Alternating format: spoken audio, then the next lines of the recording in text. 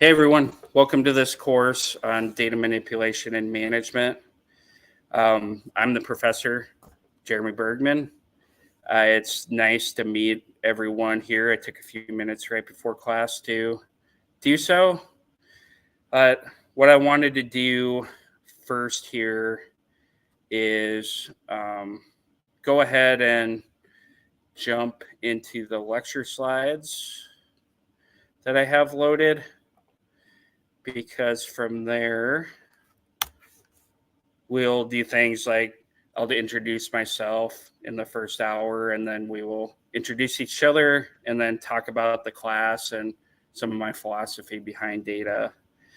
And it will really get us warmed up and getting to know each other a little bit better, and then what this class is all about. And then tonight's lecture is really to get you familiarized with SQL and the programming language.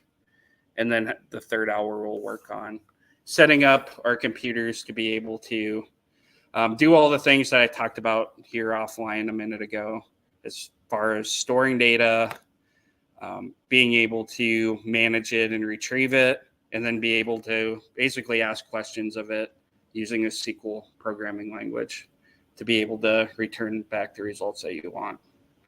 So the first class is really a high-level introduction, and the classes within this, within data manipulation and management, or SQL 101, we're also calling it, they really build upon each other. So the first class is introduction. Second, you get a little bit more involved with queries, and then you start to learn further in the class more about how to load and manage data within a database. And then the last few classes are really start to be about how it's used within organizations, like how to structure the database in the most effective manner, what kind of technologies there are for storing data. Oftentimes you'll hear about the cloud now. They have cloud databases that are exactly the same as this, where you can go and manage data. And then some advanced functions of databases also. Some things that you can start to put together multiple commands or automate routine processes or do alerts or cleaning of data. So that's really what this class is going to be all about. And how it's structured, I do the class here in hours. It seems to be pretty good breaks. It break up the class really well. As far as the first hour, I'll usually do either a short review of the previous class, since each one of the lectures build upon each other, or each week we'll do a short quiz on the previous week, just so we remember that information, and then we take it with us the current week, and then I'll do a lecture for an hour. The second hour is this continuing lecture. Usually I split it into two topics. Then we start to emphasize how do we use these skills that we're starting to obtain. That's really the most important part about this class. It's not that you just learn. Learning the skills is good, and learning SQL in theory is good, but like, how do you take it and apply it? Or if you have questions, if you get stuck, how could you easily go on the internet and find a solution or find some code and be able to get what you need? So really take this with you. You can start using it in your jobs from almost day one. We'll do a little small piece of code and get everyone started, kind of like the hello world of programming, but with the SQL database. Then hour 3, I really like to do hands-on exercise. So given the class an exercise to work on and start thinking about how we apply our skills within the database. And there will also, in this class, there will be homework questions to take with you. It's not going to be anything that's too heavy, because I know everybody's busy outside. It's just so you can take it on your own, see how you do. Make sure, start to get, one of the big things of this class, I think, is just getting curious about data. It takes it home and makes you think about it. And then you just start writing code and asking questions and see what results you return. To me, that's like when you you can take all this knowledge that you're thinking about in theory, and then you can really put it on paper and see what it's doing. All right. So how this class, the first class, data manipulation, is structured. The first hour, we'll cover syllabus. We've already done some introductions within Slack, making sure that's working, and the importance of data manipulation. And I'm going to turn this to slideshow so you can see it even better. Hour number 2 is some background. So like I said, this is going to be like a really introductory session, just getting you familiar with terminology. Is going to be a big one. If you go to a job, tech people like to throw around acronyms and words that nobody else has ever heard of. Starting to speak some of the lingo and know what they're talking about. So it helps both sides. It helps you and it helps them at the same time. Terminology, definitions. So defining things like database, tables, views, basically everything within a database, and then some database basics. So really getting started on using a SQL language and being able to pull back our first query, which is really exciting. Then hour 3 is tool setup. So MySql Workbench and database setup. So we're going to use MySql Workbench to be able to connect the database, and then making sure that it actually works for everyone is key. Shouldn't take the whole hour or anything like that. There's also a short take-home exercise or take-home homework from this lecture. They'll be short.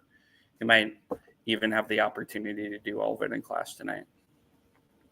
So the first class is really a little bit shorter than the most, but it's making sure we're all introduced, understand like why learning this class is important with databases and the basics, and then getting your hands on everything for the first time, that you're set up for success for the rest of the class.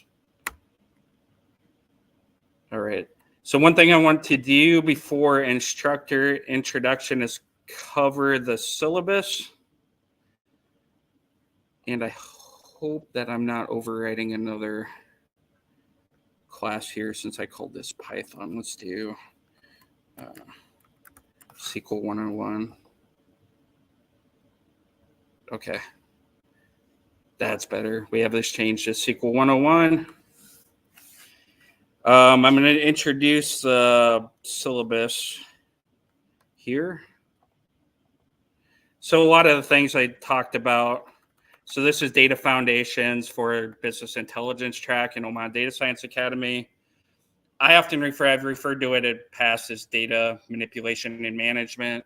That's what you do within databases. SQL is like how you use the SQL programming language inside a database to really like tell the database what to do. So like thinking about programming, it's really like sending commands to the computer to tell it what to do. You can think of it the same way with SQL, but just specifically for data. So I'm the instructor. I have some contact information here. I will go ahead and share a link with everybody here to the syllabus. I think I actually did that before class. I will double check to make sure everybody can access that. Within Slack, yep, I have the class syllabus here. You can follow along using that link, and the lecture using that link within Data Science Academy. The course objective, so going a little bit deeper on it, is teaching a student how to query, access, store, clean, and design structured data sets within a relational database environment. So we'll learn a little bit more what relational database environment means. In this class, we're using MySql. So you may have heard in your jobs of things like Microsoft SQL Server, or Oracle has databases. Let's see, I've used DB2. There are a whole bunch of different flavors of databases. This is the one that we're going to use MySQL Server. And what you'll find in this class is that the skills there will often transfer to using other relational database systems. They're all based on SQL. They'll just have a little slightly different flavors, but This is one of the best for beginners or people who are getting introduced, one of the best databases to use because of how straightforward it is. So description, it covers SQL programming, how to clean and transform data within the database. You may have heard the term ETL thrown around. That's one that tech people like to throw around. It's extracting data out of different sources or places, bringing it all together, loading it in the database, and transforming it the way you need. We'll learn about some advanced things further down the course, relational database modeling and design. This is where you'll start to understand a little bit more about how a database works to bring data together, so you can design how you store and retrieve data efficiently. And all right, got a notice there. And one thing that we'll also do at the end, we'll overview some of those cloud-based solutions I was talking about right before the class. You'll hear a lot about you'll hear Microsoft Azure is really like a data platform that includes databases. You'll have heard of AWS, Amazon AWS. That's what I was thinking of. Lots of companies use that. And Google Cloud Platform. So Google's version of being able to do that, often used for like big data and analytics. All right. So the course goal, I also mentioned this offline, is to provide students with SQL programming language and relational database skills to manipulate data within business intelligence and data science projects. So with very much the intent that you can take these and apply these to the organizations that you work in and their setup. And this in general, how people within business like management will ask questions, like starting to think that way and saying, oh, they want this data. This is how I can go about doing that, storing it and structuring it and bringing it back within the database. All right. So the goal is that's the goal, and there are multiple skills here. I've broken this down more or less by class. So from SQL programming language to storing and managing data, the basic theory behind how to design a database and the tables within it to be able to bring these data sources together, and being familiar with some advanced functionality and cloud platforms. So within this tract, we'll have grading. It'll be more of like a pass-fail basis on each assignment. What you'll do is go home and do the homework. You'll submit it to me. I'll review it. If there are any corrections to be made, I can give you feedback on that. Or even if as you're working through it, you could drop it in the Slack channel and I'll check it and help you out. So really it's more of not like you're pass failing this class. It's more of providing you guidance on how to do, or really like how you're doing through the class, and being able to provide that feedback and getting you to where you're caught up on skills because the skills in this class build upon each other. What I found in this class is anybody who's ever really given effort in this class, they do pretty well in it. Or feel free, as always, I'm really open guy. You can ask questions and I'll get back to you as soon as I can. And no judgment at all, because we're all learning these things, and no questions silly. So especially as somebody who's new to these technologies. So feel open to ask, particularly within Slack. I'd answer most of the questions there, but you can also get a hold of me by phone and email. Grading will be broke down 3 ways. We'll have assignments, like I mentioned. Quizzes, I will do that at the beginning of each week on the previous week's material. That's more to make sure you remember you're just recalling what you learned the next week, and then you're carrying it forward to the current lesson. And then exams. We'll do one final examination in this course. We approximately the final 2 hours of class. It's really a combination of multiple choice. I'll have you draw a diagram from what we learn about how to model data within the database, and then short answers and some SQL statements to go along with it. By the time you get there, everybody, I'm certain, will ace the test, so nothing to worry about with the final exam either. All right, so I've also included the full class schedule. I did go through this when I showed the slides here at the beginning for class 1.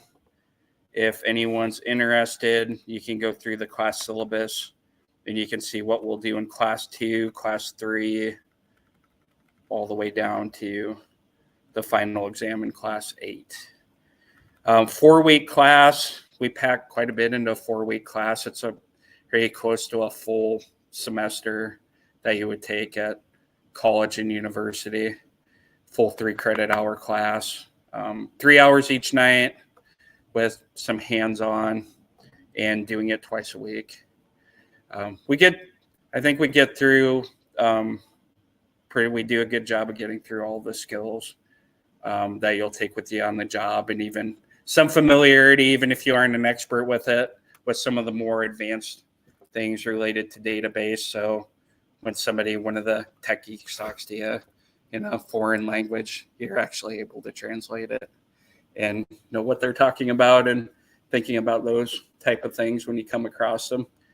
I'd say tech is always just a learning process. I've been in it for 15 years myself, and I do consulting now, which is constantly learning, but even on the job, you're just learning something new all the time, especially now how fast data is.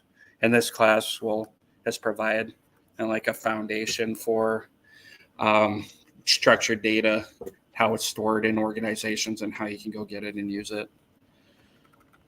All right. So that's why I'm so passionate about it. I know it's not, you talk about data and it's not always the most exciting thing, but it is huge when it comes to like needed skill sets within businesses or organizations. Aren't too many people who do it. And then once you put your knowledge behind it and you're able to do all this, you become really a pretty powerful and reliable force for decision makers and producing data for people within your business or organization. All right. So I will go ahead and jump back here to the lecture.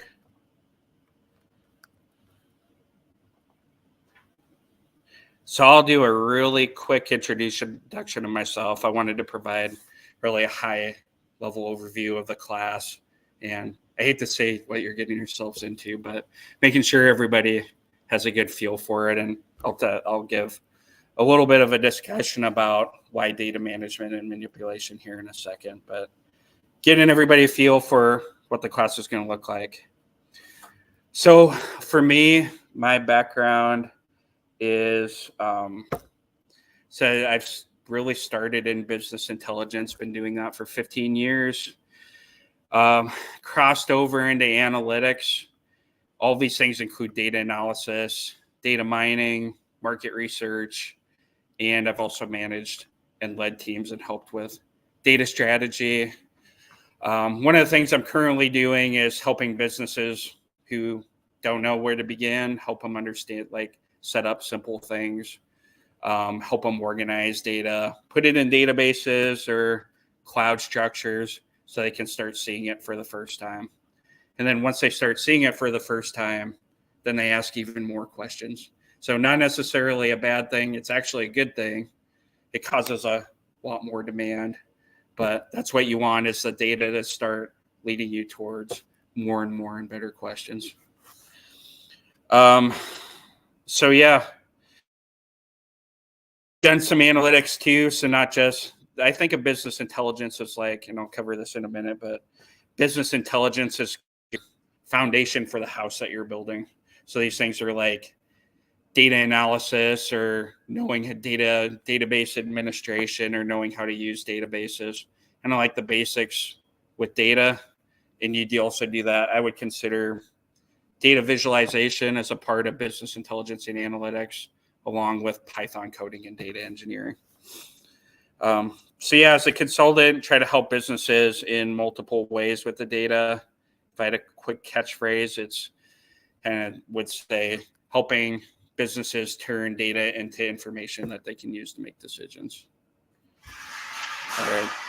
So my education, have background in computer science. That's how I got started with development and particularly with databases, master's degree in statistics, and did an MBA to move into consulting.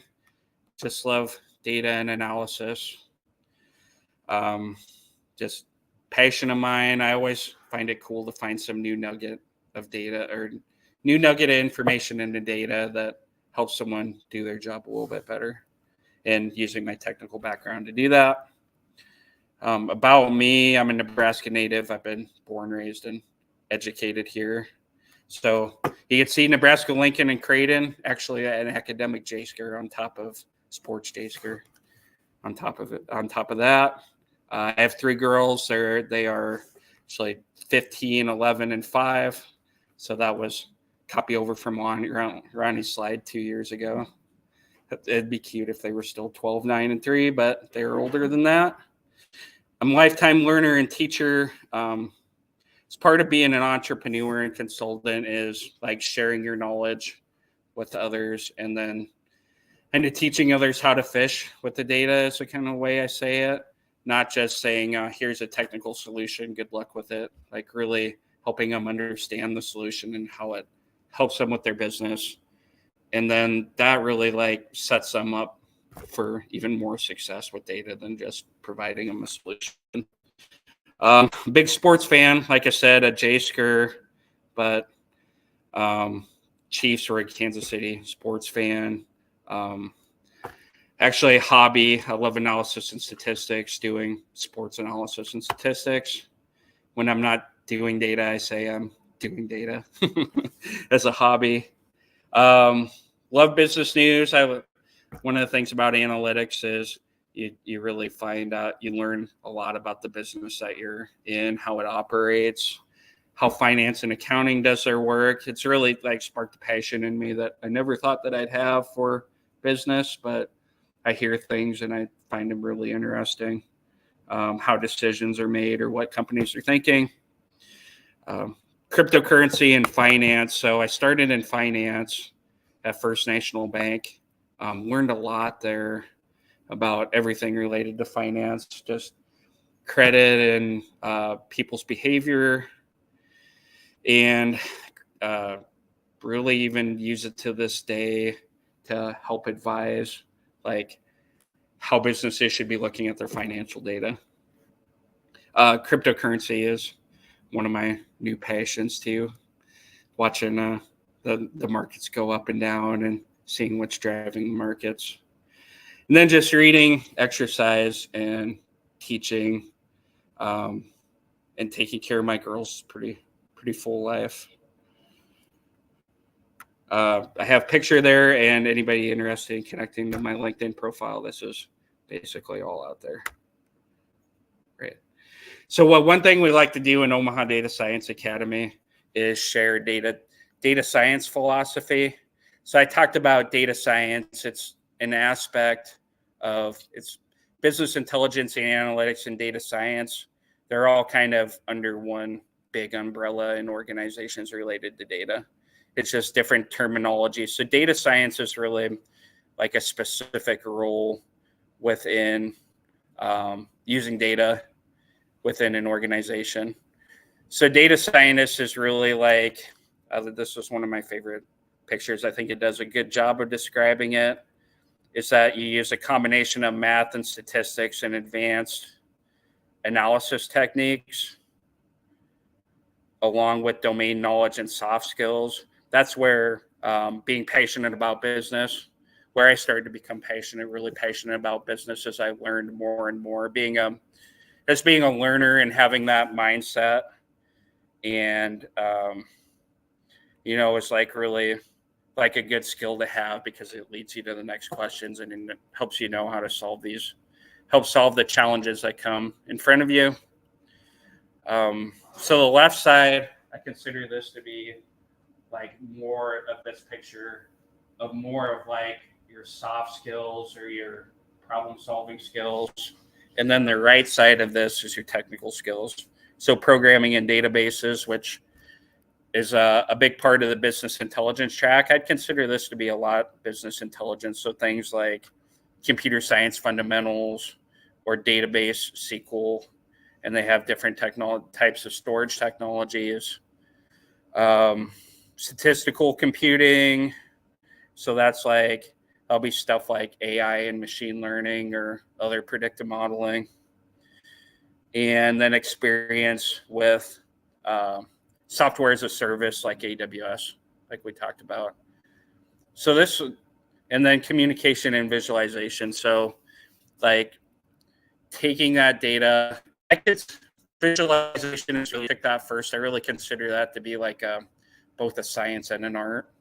So the science of loading up data, how people visualize data. I covered some of that, like how you use colors, how you design it. You can become really scientific about it, but it's also an art too. It's like framing data in a way that you know that end user is going to be able to use it in the best way possible. So this left side is their soft skills. I consider it to be, these are your technical skills. A lot of times data engineers or data analysts or BI developers you might hear will do this part. But there's also some specialized roles for people who, there's a lot of, actually really a lot of work out there for people who know how to put together data and can put together visualizations and do it interactively and know what the end user really wants. So it's almost like web design, but you're designing it with data, which some people really, you'll find as you go through the journey, there may be things within data that you like, that you're more passionate about than others. So yeah, it's multidisciplined. It's an art and a science. Some of this is split in between roles between data scientists and data engineers. You'll hear data engineers. Those are often more technical aspects of database and programming and creating pipelines. You'll hear BI developers, which are similar to data engineers, or data analysts, which are similar to data scientists. You'll hear them interchangeably, but oftentimes they're really doing similar roles. They're doing similar roles. One's just more of a business-facing role, and one's more of a technology-facing role. Then what I think is the key, it's not just curiosity, but problem-solving skills. There are a lot of unique challenges that data presents. Sometimes it doesn't have a straightforward answer, so you end up doing your research, find the best way to do things, or you get creative and using your knowledge, find a new way for doing things. And then diversity of thought and soft skills are key to success, especially think of problem solving and you think of your domain and soft knowledge, your soft skills, and then how you present and relay that data to people who are influential and stakeholders. Is like, I'd say you could build everything and have a perfect solution, but if that piece of it isn't there, you may not, the person on the other side isn't likely to adopt your solution, or they may think otherwise. So being able to do those things is a key part of data science. And that's my philosophy and experience behind it. So before we go to break, I'll go ahead and let everybody do student introductions. We did roll call at the beginning of class, and we could do this a couple of ways. We have a few people who are here live and then others who are on stream. If we wanted to do live people talking, or if we feel like it's good enough to post in the Omaha DSA channel, we can do that too.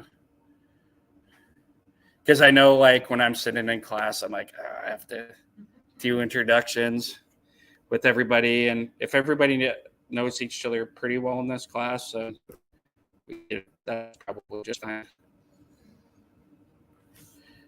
Does everybody online feel okay about what I just mentioned as far as introductions is posting it in Slack while we take a break for the first hour?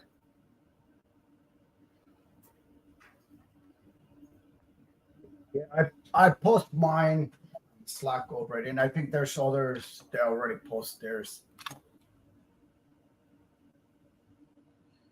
Okay, let me go back to StreamYard here. And I did miss that. You said everybody is posting there.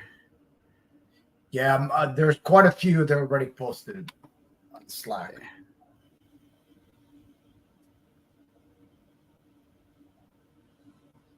I think that's perfect. I think I'll read through these two to get to know everyone. If everybody's interested, like, feel free to read through introductions and ask each other questions.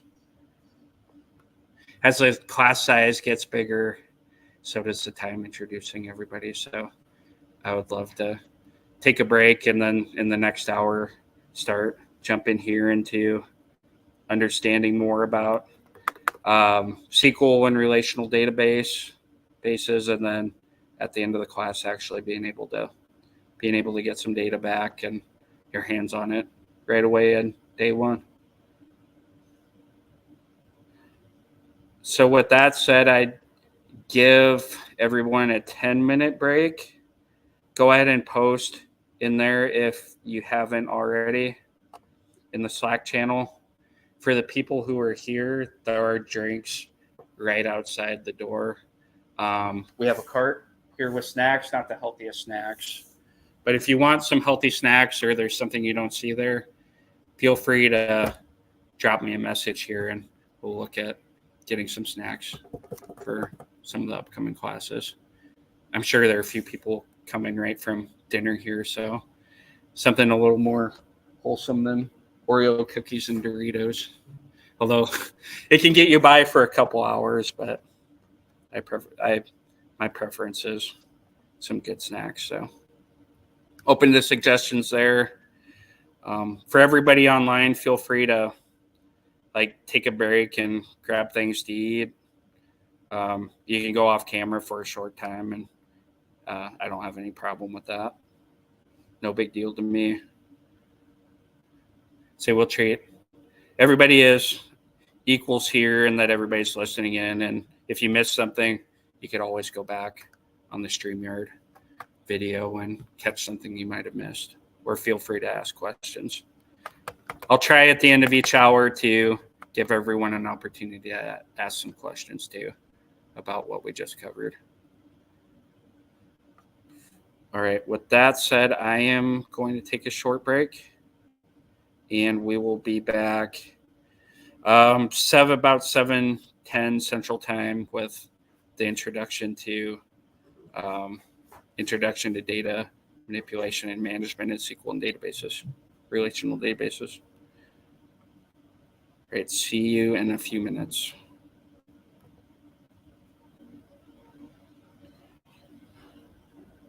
I'll go in.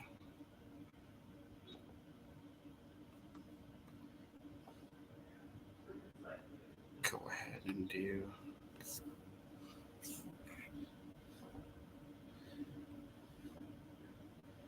For everyone on stream, I haven't been sharing my notes, have I?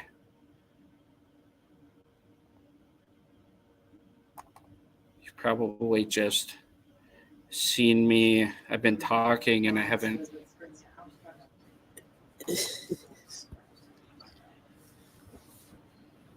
Yeah, no, you haven't been sharing any notes. Okay. I need to do that.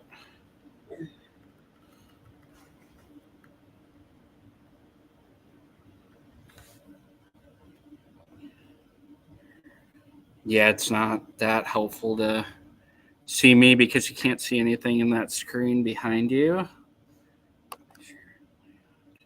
I need to add myself as presenter. That's something I forgot to do here the first hour.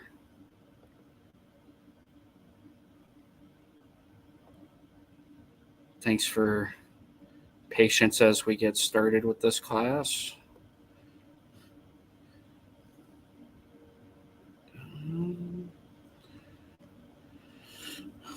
Present. There we go. Share screen.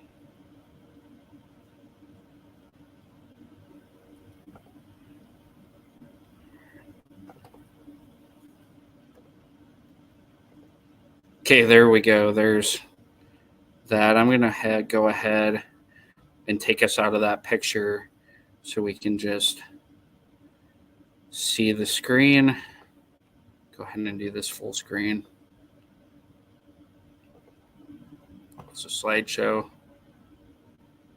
How does that look to everyone?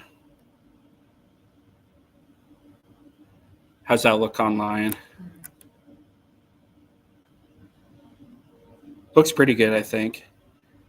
I just tabbed over to what I see in StreamYard, and you can see an instructor introduction and everything.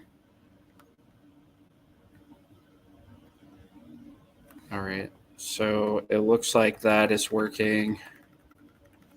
Go ahead and go down to our timeout screen. I'll be back here in a few minutes.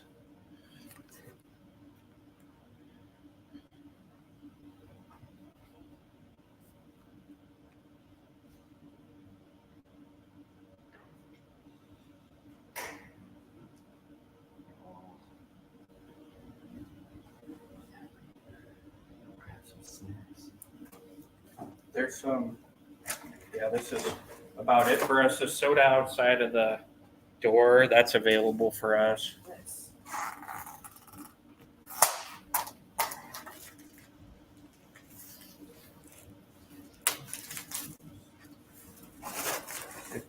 Bring some beef jerky or something.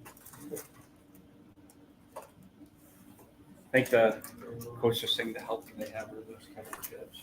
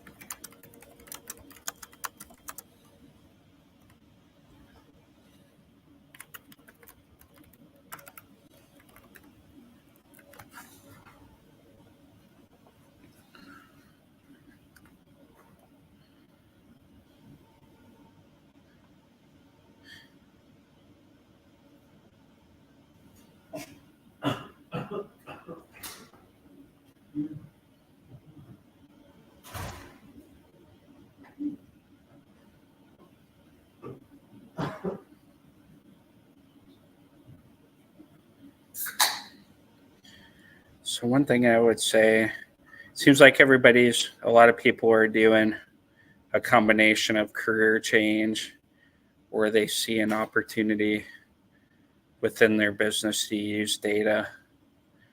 And some of the ways I've seen it is just some people have some expert knowledge within an organization and then just asking their managers to, like, if they see an opportunity to, like, produce data for them, because almost everybody, like in a lot of organizations now, they produce lots of data, and sometimes they even run out of time to do it, or they have a need but they can't get to it. Just offering to be that person who puts data together.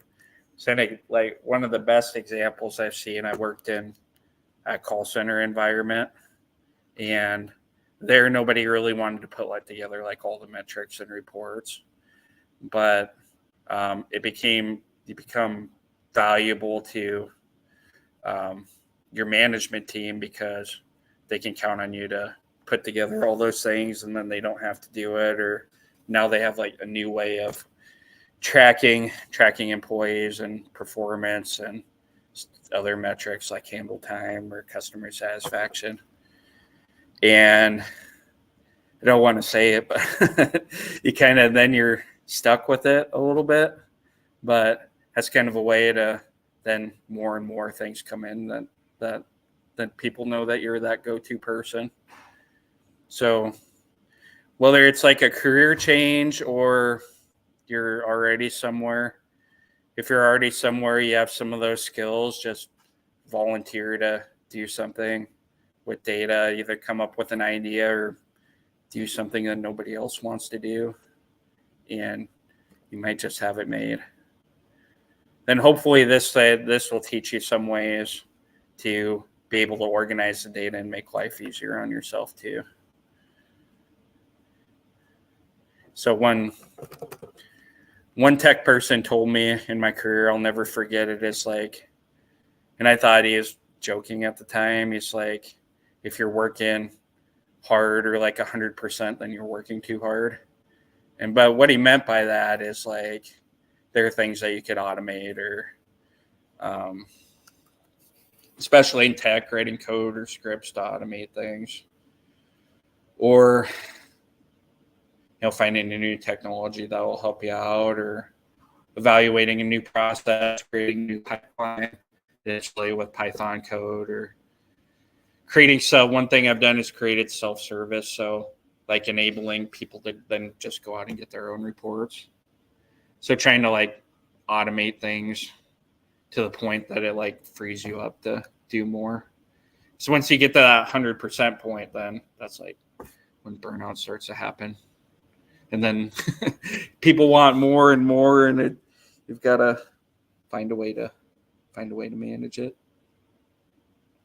Not saying that data is a great career and great career and everything, but just to get started, and then eventually data manipulation and management. So part of it is then how do you manage the data that you're receiving on top of it in a more effective way than just manually putting it all in like an Excel sheet and doing a bunch of magic along with it, and it taking forever for you to do it when you have like 10 other reports to do.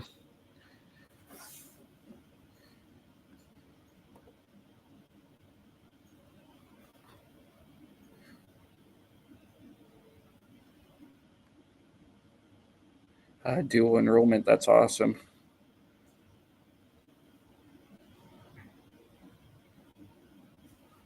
And machine learning,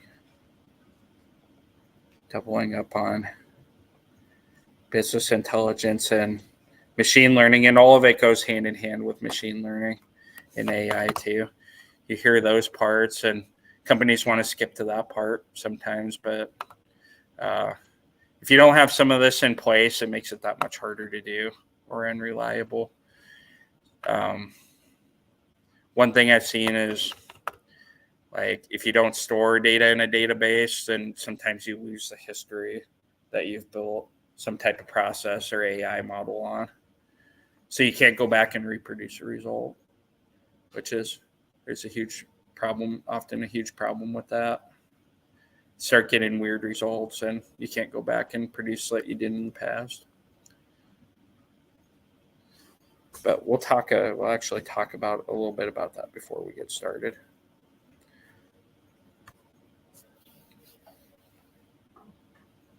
Anybody use data in their job now and learning skills that way?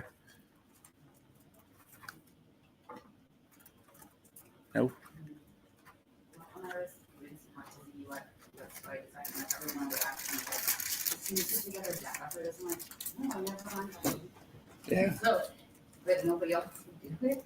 So I'm trying to go away from that a little bit, but I've always felt a little bit overwhelmed and intimidated by that, like how to actually look at it and use it. Yeah. So this is kind of a way like, okay, now I know how to actually use it, so then I'm like, pivot and Yeah. I think I will be pivoting.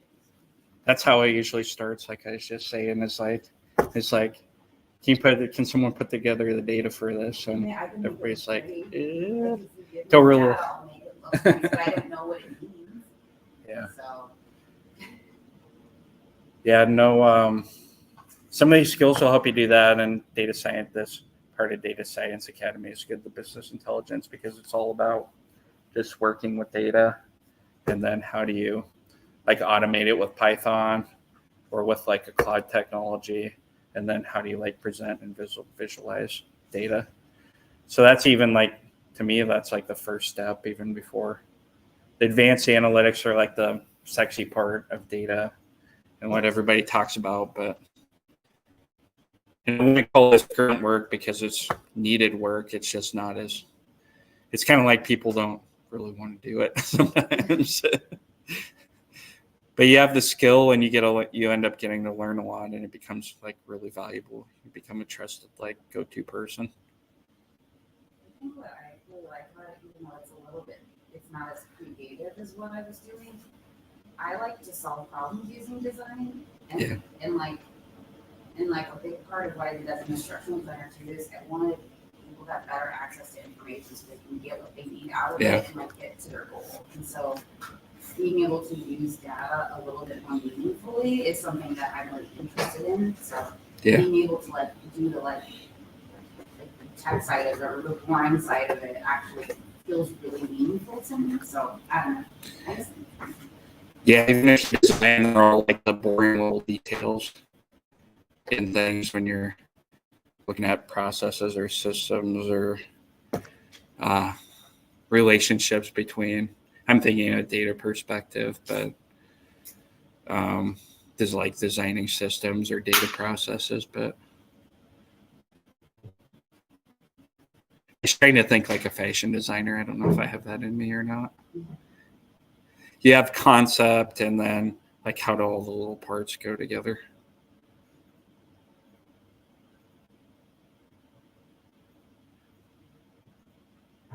I have to bring my daughters in to guest speak about fashion design. They help me out a lot with that, just matching colors. Just making sure I do that before I go out the door. It'll look decent. All right, it is about 10 after if everybody is back on StreamYard. It appears that almost everybody is. Everybody can see the ScreenYard or the StreamYard screen now when they're all invited, everybody who's online.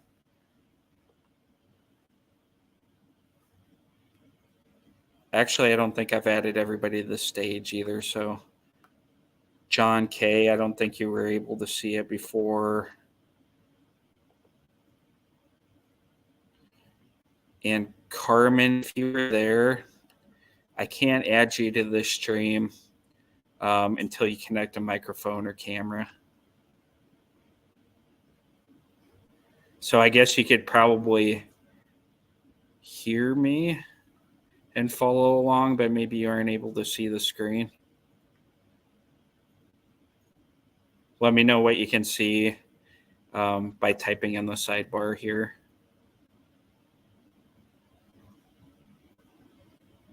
And I'll give her just a minute to do that before we get started again. Okay. Just making sure, since I didn't invite you into the stream, just making sure that you could see and hear that. Okay. Don't want to leave anybody out unintentionally. All right. Everyone fueled up and ready to go? Got some Dorito power and maybe some Mountain Dew.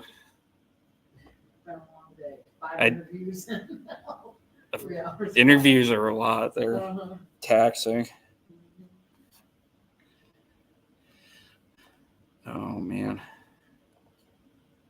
All right, so let's go ahead and start. Let's go ahead and restart at this point. We're going to talk a little bit about why data is important and the need for data manipulation before we do the class 1 objectives that we talked about at the beginning of this class and then in the syllabus. So just in general, why is data important? I was talking about this a little bit during break, but if you're a modern business, almost all of these businesses require data to make, just to even operate, past making important decisions. Think of like, I've worked in something that's high speed, like supply chain, being able to see data as it's coming in to a system or database and being able to correct something like a package going to a wrong location or over ordering of a certain item or under ordering or demand planning, trying to figure out how many of an item you should need.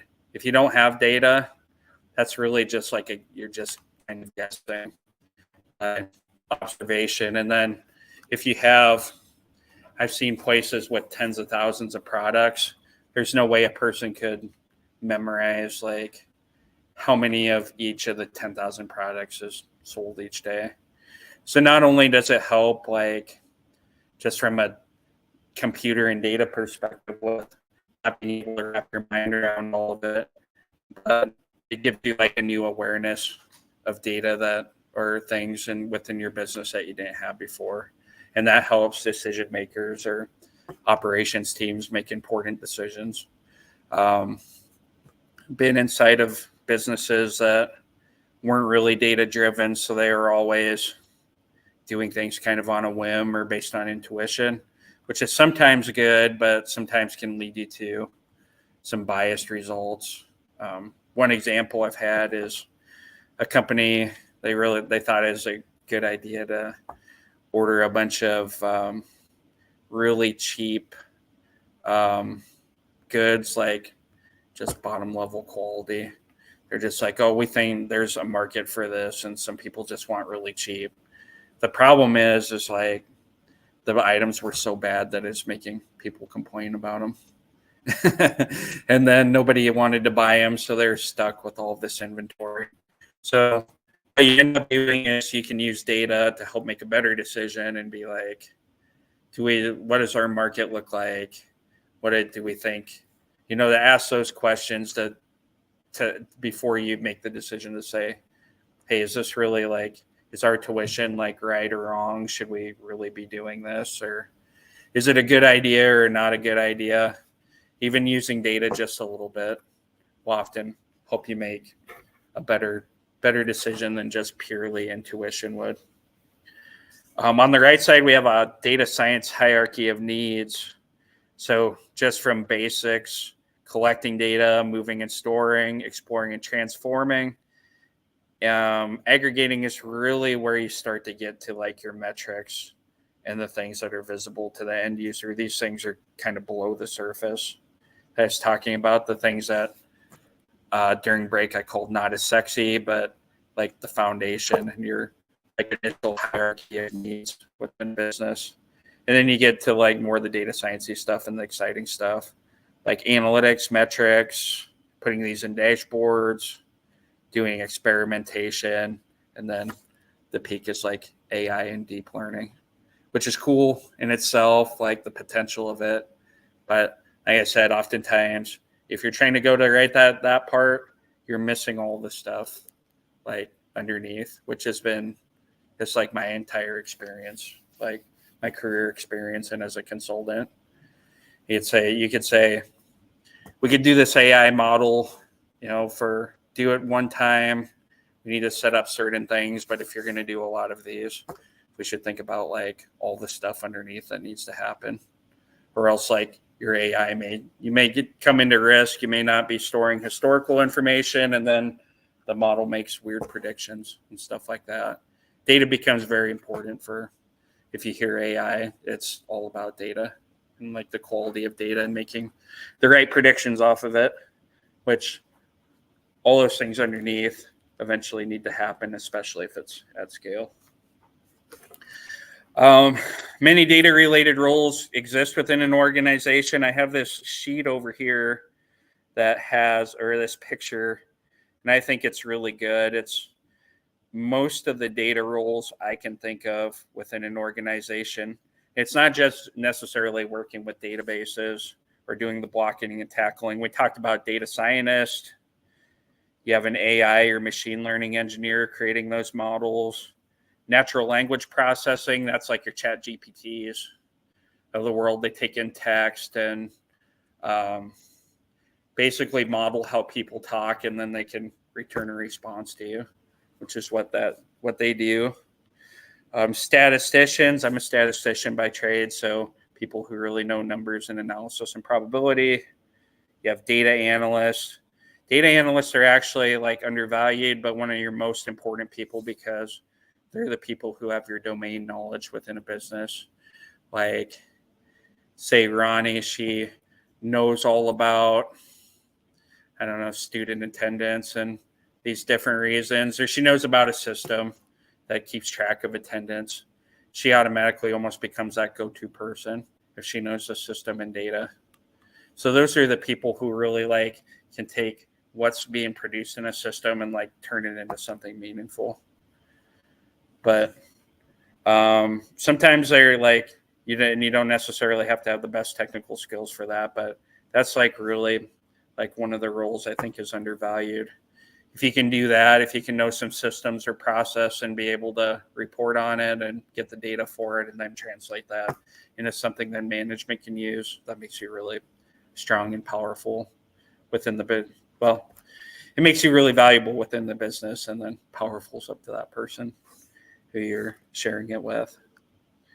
And then this SQL 101, it's valuable for the data analysts I was talking about. Business analysts are really similar. I think they're usually the people who sometimes a role on the management side. You can think of finance, and then you have like credit analysts, market analysts, people who do find those little nuggets in the data. And then engineers, anybody who engineers solutions will need to think about not just relational databases, but like how you get data out of the systems and then how you manage it and store it, with databases being a big part of that. So I'd say almost every role in this box at the bottom is going to come across SQL programming at some point, whether it's not your forte or something that you do every day, you'll at least end up running across it, or be it having to work with people who can help you get that data or help you with those processes. Right. So what's the need for data manipulation? So creating new data sets and combining disparate data sets, creation and extraction. Talked a little bit about that, how you take data out of these systems and store them so you can kind of then pull the nuggets of insight out of them. Often this comes from combining data sets. So you have data sets that come from two different systems or two different places.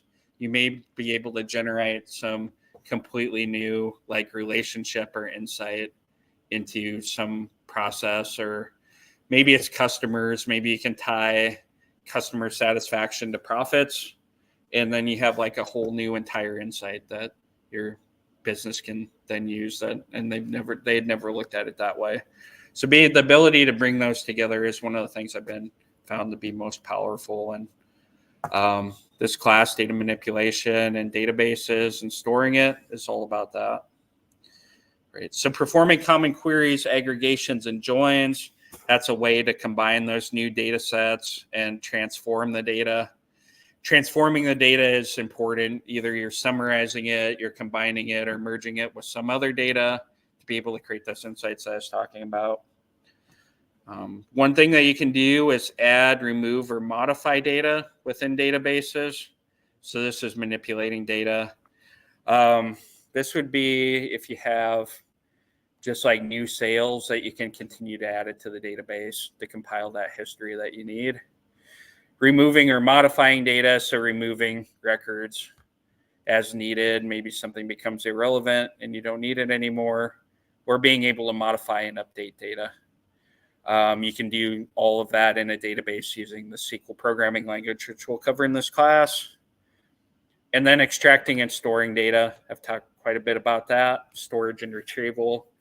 Having a reliable and easy way to manage large volumes of data. Because the larger the volume gets, the harder it is to be able to do it all yourself. And databases are one of many ways that you can manage data, especially data that fits into a solid structure for databases, which we'll see coming up. So everybody sold on data manipulation and management and why you're here? If not, let me know. I've done my best, and it's hard to explain to people what you do for a living, but I'm happy with anybody who will listen to me, and then even more than that, who gets the value of it also. So if you don't, please let me know, and I'll try to either reframe it or do it with more enthusiasm, possibly, or show you the light. Maybe I'll show you the light through the class too. All right. So class 1 objectives, this is where we're going to start diving into the basics of relational databases. I said the basic terminology is key, especially working with technical people who use all this like a second language. You can even find that in some businesses in finance. It must have taken me like a year and a half. Or Ronnie, I'm sure you have some of these in education too, or acronyms for things that are longer. Just getting your orientation around that will help you for the rest of the class and then in the future. What is SQL? Why learn SQL? They said SQL is the programming language that you use to interface with the database to be able to get the data back from it that you need. So SQL is a programming language. Relational database is like the big can that you put and store data in. And we'll go a little bit deeper into that shortly. What's a SQL query? That's how you obtain the data from that structured data that's in tables from SQL clauses. We'll take a look at that tonight. What is a relational database? What is a table, and how is data structured within a table? So a relational database, like I said, is that big canister. Think of it like, and then you have the database. Think of that as like an Excel sheet, if you've ever used Excel, and tables is like the individual tabs in it. And then you have, say, data in your columns and rows. That's exactly how you can think of tables and columns, like columns and rows within a database. It's just now you've put it in that format, and instead of having to do a bunch of stuff in Excel, you can write queries to either summarize it, clean it up, or even to just bring it all together now. So it actually becomes like almost a way of automating the data past that. What are the most common SQL data types? You'll see you can store numbers, you can store text strings, you can store alphanumeric, you can store zeros and ones. There's a lot of things that you can do. I'll show you the most common data types because the other ones are things that you'll use much less commonly, like some things that I've probably barely used in my career that you could always look up or reference if you needed to store something in a database that doesn't fit. But these common data types should cover 95% of all of the data that you'll encounter. And then how do you learn more about SQL? So that is one of the keys to this. So providing the skills that allow you to continue to build your knowledge on it. Even to this day, I forget. I've used databases for 15 years. I forget small things like some functions and simple like syntax. So syntax is like keywords that you use for certain things, especially if you hardly ever use them. I just end up referencing them. Or now you have ChatGPT that will produce code to you. So that's like a entirely new frontier. You could tell it to say, write me a SQL query that summarizes using some function, and then it will return you a query. You may have to edit it a little bit to make it. You'll have to edit it to make it fit into what you're doing a little bit, but it'll at least provide the code for you. It'll give you a start, or it start to generate code. What they call generative AI is pretty cool. Right. So basic data terminology, these are the things that I talk about. So what I did on this slide is order these from highest level as a server down to the lowest level, which is column and rows of a table, and then a query.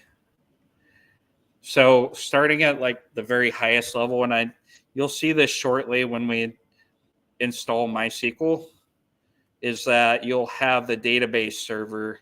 So that's like a computer on the network, but a database server is like that hosts a database. So you'll see that looks a little bit like a address that you'd put in the web, that ODSA MySql. I don't know if you can see it super well here, maybe a little bit, but that allows you to connect to the database. Then the databases itself are all of these. So you see things like the world database, or Ronnie was a previous student in our class, so our database still exists in there. And then other ways to store data. You have schemas, which are one and the same in MySql. And then underneath of that, you have tables. So within world, you have cities and countries and country languages. So think of a database as that container that stores specific information. So we have a world database that stores city information, country, and country language. Within these tables, once you query them, you'll have all the rows that are in the table, and then name columns are all unique, so that when you write a query, you can reference these by name. So this query, what it does, it just brings back all of the columns, the select star from world.city, and then it lists everything in the table. But coming up, we'll find ways to pull back specific columns, or just things, rows with specific values. And that's really when you start to utilize the power of SQL. So that's a hierarchy. So server is the computer hardware that hosts databases, as I've mentioned. That's how you connect to databases. The database itself is an organized collection of structured information in forms of tables, views, and entities. So don't get too worked up about that. The database, like I compared it before, it's like the Excel sheet. So you have the world Excel sheet, and then within the world, you have cities. Your tables, you have each tab is like city, country, country language. Usually each with a field that's in common that you can bring it together with. And that's how you start to bring those together. Schemas.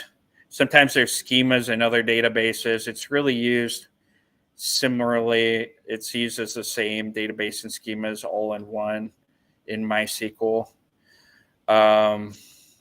Schema is really just a description of a database. It's hard to show you in SQL, but you'll sometimes see a database and then schemas within databases in other databases. But for MySql, they're both one. Tables are a document file containing rows, columns, and cell values. So one of the keys of a relational database and a highly, like we call it a structured data, is that it fits very well into a tabular structure. So all the tables within relational databases are tabular. Now you'll come across data that's non-tabular, and you can use other technologies for that. This class is focused on tabular data and how you store and manage that. And then you have columns and rows. Columns are the attributes. Those are the things with names. So you have the names of all the countries or all the districts within countries, and even numeric values of population. And then the row is a record or event of an object and attributes. So each row, you see an ID that's numbered, but each one of these is like an individual event or object. So the first one is Kabul in Afghanistan. You have some of the countries here in the Netherlands. Those are each their own record or instance. And then even districts within those. So each one of these, 15, 16, and 17, those are its own record. So it goes across the columns. And then a query is a request from database server. So we'll start to see how you can really focus in on both rows and columns to get that cross section of data that you need. So does anyone, before we continue, does anybody have questions about basic terminology or how relational database is organized and some of that terminology? Pretty familiar to everybody? Or maybe if it's your first time, hopefully it's familiar now. All right. If there are any questions, I can also ask them. We can do that at the next break. Okay, so what is SQL? Some of this I've covered pretty thoroughly, but one of our friends, ChatGPT, this is what happens when you prompt it and ask it to describe SQL in less than 100 words. Turn that back to a slideshow. It'll say structured query language is a programming language used to manage and manipulate relational databases. Pretty good description, I think. It's used to create, modify, and query databases to retrieve, insert, update, and delete data. Those are all the operations that you can do. We'll learn more about that. And SQL is supported by the most relational database management systems as standard language, and with a specific syntax and set of rules. So if that seems like a mouthful, it's what I said before, is SQL is a programming language.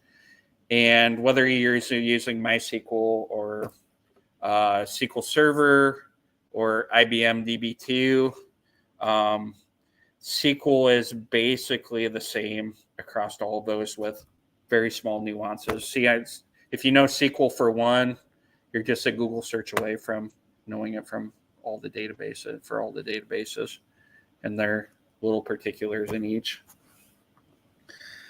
So a little bit about servers. So server is like that big computer that runs databases. This is some terminology that you'll hear within business and with technical people. You can run it locally, like on your computer or laptop. You can run it on-prem. They call it on-premises, which is usually some specialized hardware within a business that they run a database server on. Usually that's for like the collection of a lot of data or some other system that's using it. So not to say the databases are just used for data. They're also used to like store records, perhaps from a website. So maybe it stores customer information from a website, and then the website can go get it at a later time and get all of that customer's information. So it's a way for applications also to be able to store and retrieve data. And one of the things that's good about SQL is like, it's just not going anywhere. Also, it was developed in 1970, commercially used since 1979. And every technical person I know in IT has come across SQL, whether they swear about it or if they aren't really interested in databases, they've had to interface with databases. If you're doing data science or data analytics, it's just like you'll absolutely run across it. There's not really any other way about it. Whether you were storing data that way yourself, and then you come across an application or a system that's using a database and you're trying to get information from it, it's used by so many systems and used for data storage that it's just widespread, and the skill and need for it is just always, I shouldn't say always be there, like forever, like 200 years in the future, but maybe there'll be AI that takes it or something. But just for now, it's so widely used that, and with that particular skill so needed, that it's like really a good career opportunity for people. It's not like a constant, like Ronnie mentioned that the class has changed a lot, or may have changed a lot. So data does in general in technology, but relational database management is still like a highly preferred way of storing and managing data and then using it for applications to this day. So technology that's not going anywhere, and it doesn't change that much, even if everything around business intelligence and analytics and AI does change. Makes teaching the class a little bit easier too, because then you put the lecture together and it doesn't change. I update it, but it doesn't change that much. Fundamentals don't change, and basics and writing code. All right, so SQL components. So you have the database, and the SQL programming language is capable of a few different items within the database. The two biggest ones that we will cover in this class is the data manipulation language. This is like your select, insert, update, and delete within a table. That's really like how you manage data within a table. Say, do you want to select it out of the table? That's like reading it from the table in a certain way. Or do you want to insert new records, update records, or delete records? So those kind of across the column. Across the column are your records, like we saw before. Like how do you manage records? Your data definition language is more of like how you manage the columns, and how do you manage like your databases, and then you create tables or the containers to put data within. So these are like creating databases, creating tables. We'll see some other things that you can create within a database in this class. And then how do you drop something? So drop is almost like it's basically deleting it. So one of the more dangerous commands within a database I found in my experience, but also valuable. And then truncate is where you keep the table, but you just clear all the data out of it. So it's kind of like having a can and emptying it so that you can put more soda or more beer in it, whichever your preferred drink is, energy drink. The other ones, data control language and transaction control language. Those are more about database administration. So this is like granting and revoking access to tables. So behind the scenes, you can create users and you can give them certain access to certain things, which is good because you don't want all of your users necessarily like being able to delete tables or doing certain things to the data. So I've been there too. Gets ugly if you do write the wrong command, and then you have to hopefully you can restore the data. But that's also what transaction control language is a little bit. So having like save points in your data, in your tables. Like, so if you're processing a lot of transactions, you can save it at a certain spot and potentially roll back to it or revert to it. Or you could commit transactions. So sometimes you have to control the flow of records into the database. Those last two, we won't cover those in these class, or very little. You may do a little bit with access, like grant and revoke. But those are more of people who are managing like the access and permissions and performance of the database, which is what database administrators do. 99% of what you will do within a database will be data manipulation and data definition.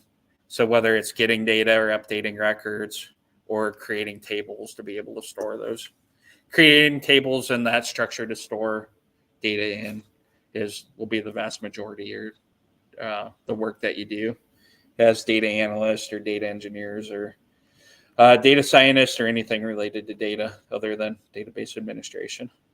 I consider that its own aspect of combination of tech and business intelligence. So what is a database? Database is a collection of information that's organized so it can be easily accessed, managed, and updated. These quite a bit. There are some advantages and disadvantages to it. So advantages are security. You can put controls on it. You can put permissions on it. Integrity, you can force certain rules and comfort how a data conforms into the table. You can really customize it, adding more columns to it, being able to store information in a tabular manner. Recovery, permit, and persistence. So possibly being able to recover data after you lose it. If it's all on an Excel sheet, the Excel sheet gets deleted or something happens to the Excel sheet, may not be able to do that.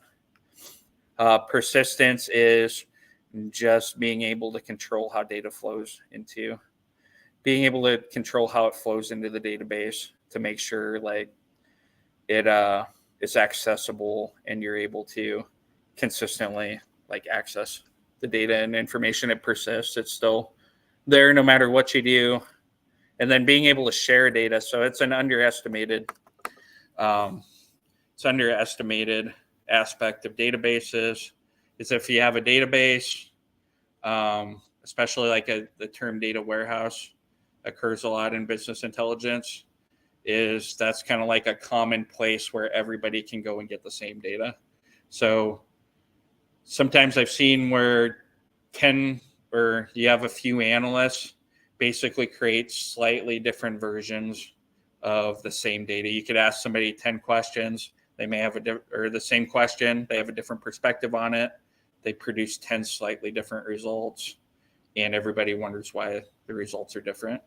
If you have a database, then you're all pulling from common data, and you could still have some things that you do differently, but it's kind of closer to having like that shared data set and the same understanding and framework as everybody else, which is huge because once you start producing a lot of data, then a lot of questions are asked, and then people can start to lose faith in it if they think there are errors or something's not accurate. All right, so disadvantages. There's a little bit of learning curve. That's why we're taking this class, just to learn SQL programming language and how relational databases work. I don't think it's too bad. By the end of this class, I think it'll be pretty well said. And as far as your basic skill set and then being able to build off of that, it can be abstract. So we'll learn once we start to design databases and how you bring databases together. It can start to get complicated at times. You sometimes have to visualize how data comes together. And we'll practice some more of that later on. And then maintenance and development costs. So it's probably still better than, the alternative of having files all over the place. But of course, you have to maintain the database. Sometimes you need a database administrator, and there's some overhead to it. But oftentimes it's better than a lot of alternatives. All right. So we're going now from top bottom, from server to database to what a database table is. Table is any display of information in tabular form with rows and columns named. And we covered columns and fields already. So I did put a piece of code in here, what it looks like in MySql to create a table. So this is SQL code for creating table students within a database. So you're defining the columns, so like first name, last name, and age. Then you're using a data type to do this. I'll tell you a little bit more about this data type. This is like this can be an alphanumeric string where the bottom is an integer. So integers are like 1, 2, 3, and even negative numbers, -1, 2, and 3, and so forth. So you can really tightly define just like what those columns are, and then the values of the rows that go into it. That's one of the huge advantages of structuring data and putting it in the database. Then the second one is how you insert into that table. So there are a couple ways to do this, but you can use a statement. So you'd see the first one is a first name, last name, and age. If you ran this code, it'd create a table with 3 records in it. We'll go ahead and try to do that at the end of class once we get the database, once you get database access and set up. Within these slides, I've done my best to be able to have code in here at the bottom of each slide that should work if you copy and paste it. And we'll work on it. We'll take a look at that in hour 3 coming up after we get it set up and make sure everybody can run it. But that's just a note that in the past, it hasn't worked perfectly to copy them out of the slides, but in each one of these slide notes should be a working version of the code that you can use as you start to use MySql Workbench, which is what we'll use to write SQL code and get back results, and using that in there. Okay.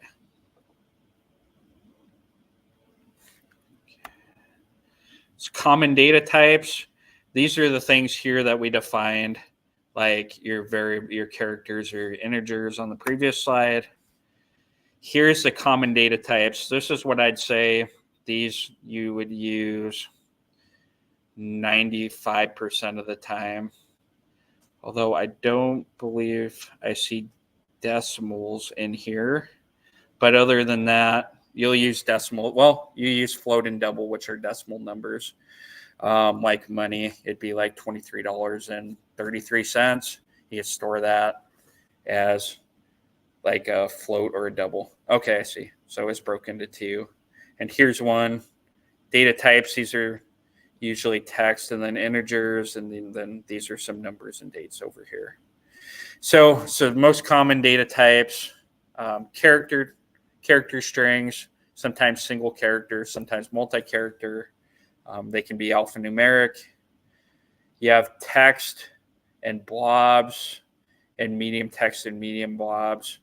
Those are like, if you have like a paragraph of information that you just want to load into a column, those are good types for that. They're just long, like strings of text that you want to be able to pull back later. Integers, like we talked about, negative and positive integers for obvious reasons. Big int, some of these are able to store bigger integers than others. So big integer is specifically made to store huge numbers. Then you have float and double, so you can define the numbers before and after the decimal places and how much precision that you have. We'll see a little bit more of that. And then one of the key features is that you can put dates and times on records. This is really one of the most useful things in the database, because you can see like when a record occurred, like when did someone make, what was their date of purchase of a certain item, or when did the system put a timestamp on this when this system generated this record for whatever reason. Especially if it's like super high volume, then you can just see the sequence of records that are created. A good example, always something that's really highly transactional, like you could go with credit cards, like credit card transactions, like the order of which maybe somebody is buying stuff within a store. You'd have the date and time of that. And that's actually a way that you could potentially predict fraud. So if you went to predictive analytics or machine learning and AI, you take that information, see the sequence of events, how they all go in front of each other, how close they are together, and then you can predict if something was fraud or not, which you could tell if anybody uses their credit card quite a bit, like there are more and more fraud alerts that come up on credit cards, or maybe that's just me. I don't know how I use it. I use my credit cards kind of randomly, and then they see patterns, and then they're like, oh, you don't usually like do stuff like that. So they'll like even like look at your spending patterns and does something like fall inside or outside of that, which is like a big application of machine learning. Learns more and more about your habits, and then like, oh, was this transaction like a big outlier? Is that something you'd normally spend credit cards on? And they get so good, it's like, I'm going on a little bit, but I was on vacation, just sharing how this can be applied. I was on vacation at the beginning of the year.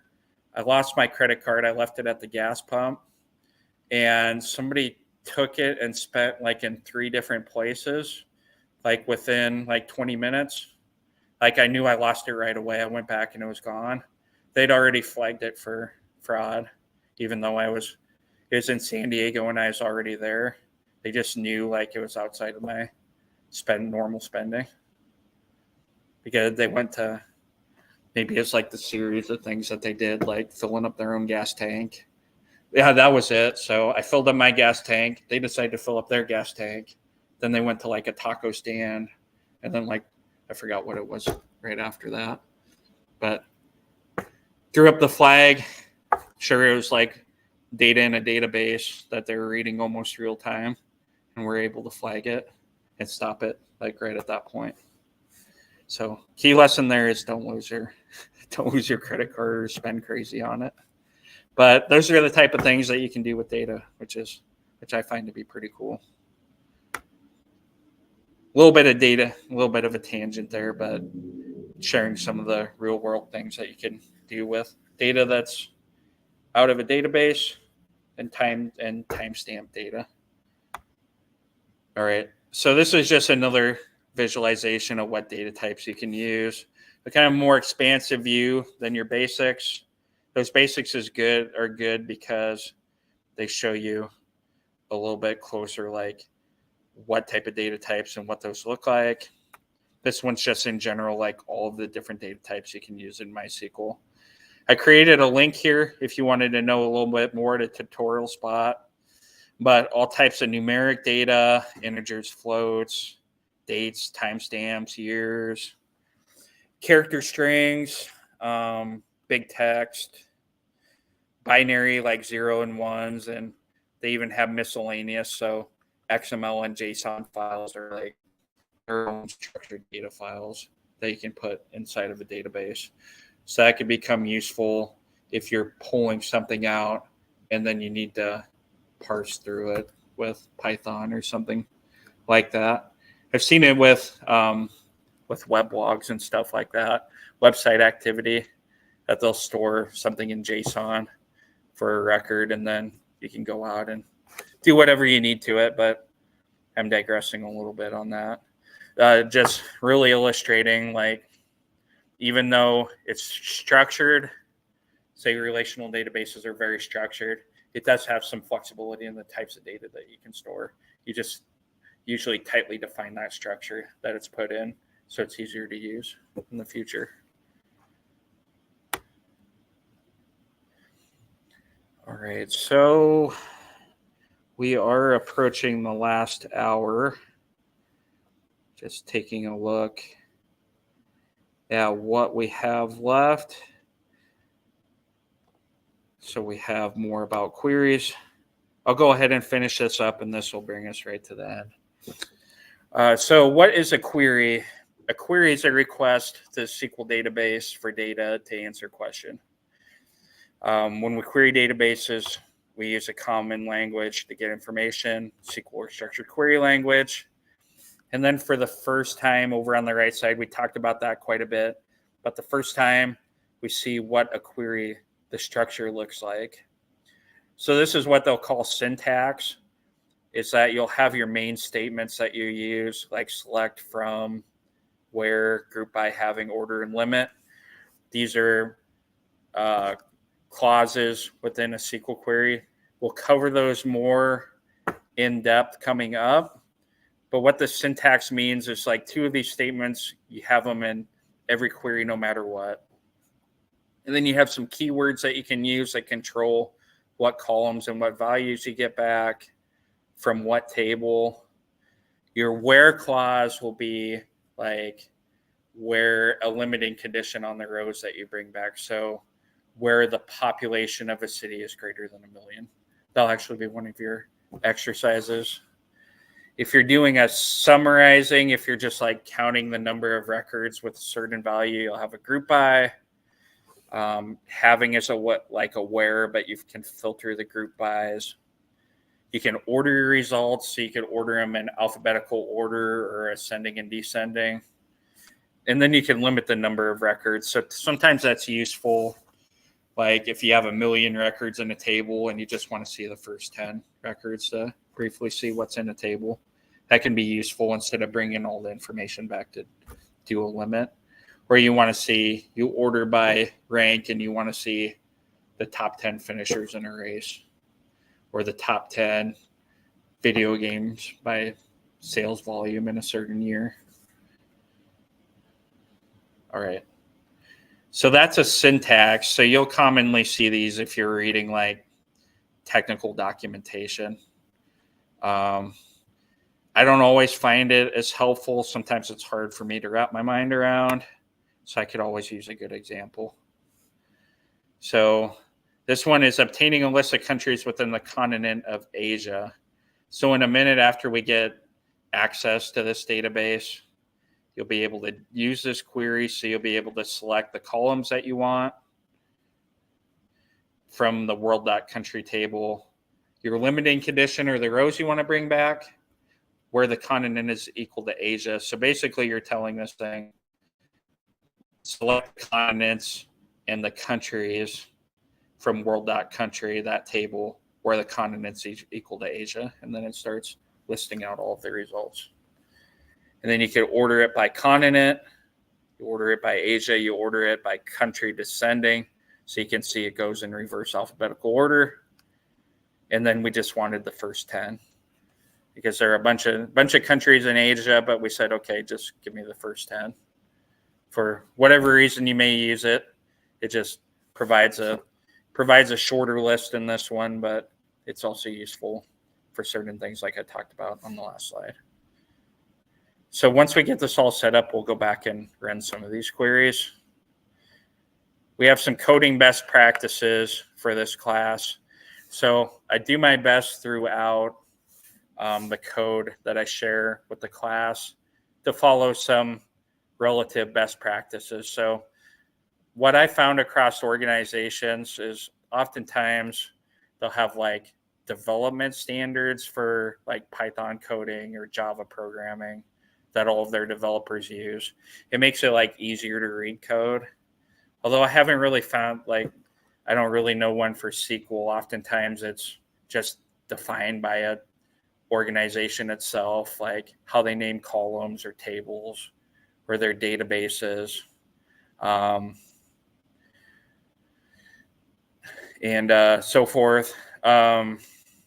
So I try to follow on the right side here are some best practices I utilize in the class. And then there is a style guide for SQL.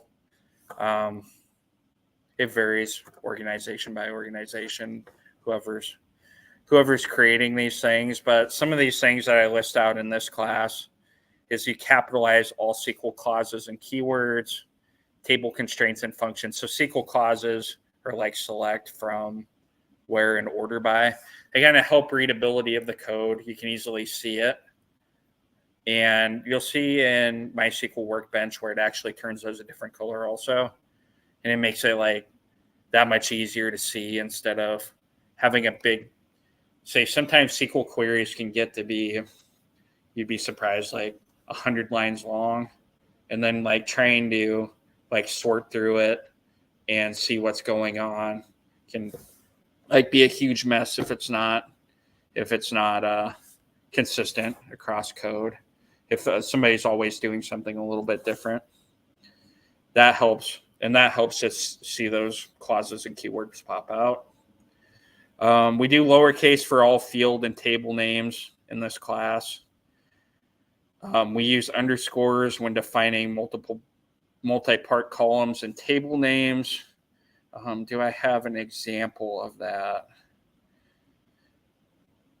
Yep. So if you, well, that's not a great example. I was trying to think of an example if you have, customer invoices or something, and you have both in a table, you could do customer and then underscore invoice, and then it'd have like customer and invoice information in it potentially.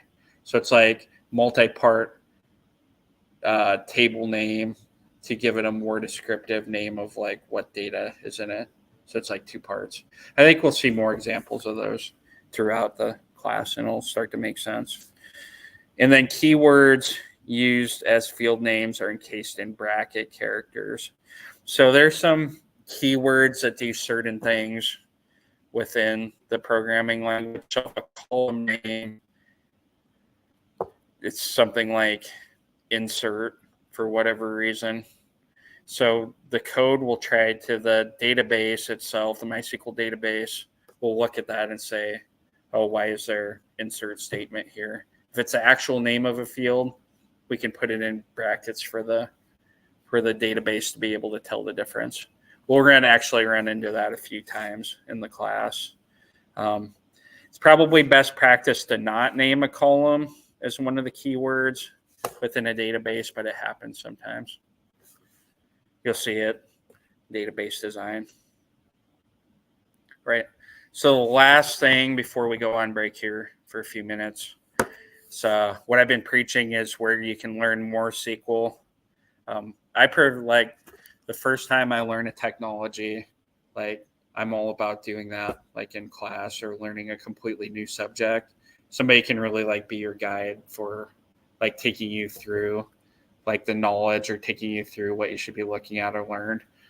But once you start to learn some of these skills, then there are all sorts of things that you can reference for practice or continuing to improve your skills. There's also a game out here that you can play. I haven't done that in a long time, so I actually forgot what it was. I have to do that during break, but maybe you score points or get rewards or whatever the kids are into nowadays. Badges. Get some badges for SQL. Sandboxes where you can just create your own data or code. It's like a virtual database. You know, books and tutorials, they never go out of style. Interactive tutorials, I'm huge on W3 schools. They're just like so many. Actually, click on that one. Just like everything here about SQL, syntax, select statements where ordered by, and they already have some of these examples like select star from the products table and order them all by price. Like they start to become kind of natural language, and then you get all sorts of practice here, and they already have tables loaded with data. And then you can see the results. It's really like a website. And then you can even go farther down here. We learn in this class pretty close to everything that's listed here over on the left side. We come pretty close to everything. And if not, if you needed something new for some reason, there's always that to learn how that applies to a data set. Documentation and help, Stack Overflow are probably the two biggest things I use. Like somebody, if you've thought of something or run into something, somebody's probably already asked that question. Even if it's a silly one, say maybe some tech guy might say that's a silly question, but maybe not silly to somebody who's new at it. Databases 101, just theory behind databases and reference manuals. These are more technical reads. That's why I like Stack Overflow and Reddit. And then, of course, their courses. These are really good. Like if, a lot of these courses are topics and they're like 5-minute videos. So if you need to like do a quick learning section about altering permissions on a user or something, you can just go to that and they give you a 5-minute tutorial on it. I often use like Code Academy or Udemy, and I skip from section to section, just learning topics. Or I did that. That's how I learned Python coding. All right, and then more practice resources. on the back. So I will let everybody have a break. It is 8:10. We'll do 10 minutes. We'll get everybody set up with database access, and then we'll go back and run some of those queries, and we'll get set with the homework. Pack quite a bit in an hour. Worth a break. So go ahead, everybody, and take a 10-minute break here. It's 8:10 Central. We'll be back at 8:20 to finish up class.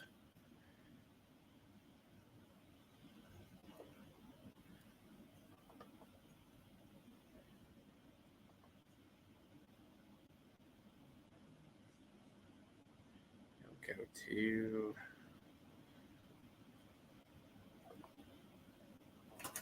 this one.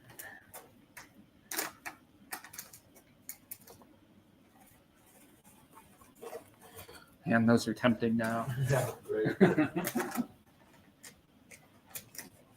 I guess I'll go with Oreos. Couple Oreos. Every day you have frustrated. Yeah, powered me through the last hour. Last 50 minutes.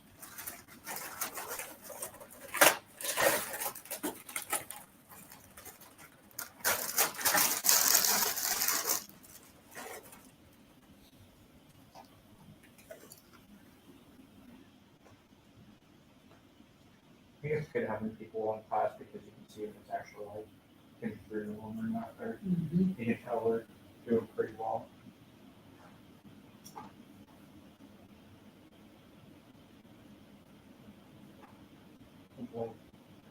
Won't be too many times where I get the class there. Start to be joined and visualizing data when I get some of that. The first time through it.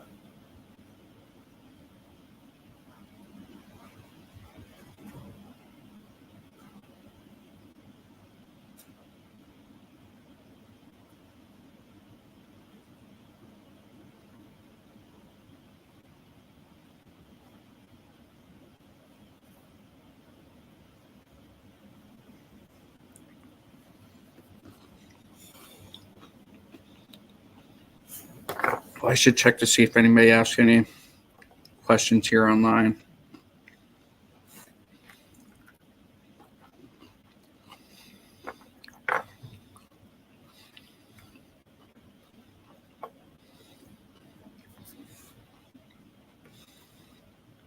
Ronnie, I was excited about Madeline having the opportunity to do that in high school, like data science. They teach database and Python.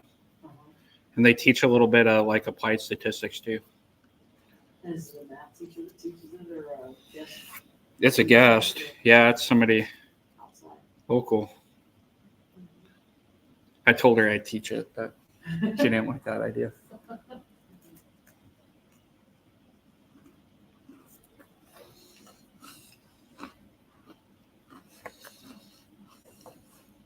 A combination of tech and data problem solving.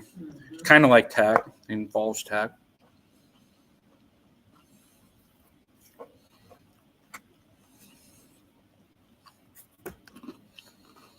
That's a long time ago when I was in high school. They'd take a programming class, and I didn't understand a lot out of it, but when I went to take it in college, it helped me out a little bit. Like, gives like a little bit of a head start. Right. I was glad I took it. It didn't turn me into like a professional developer or anything, but at least got me familiar with it.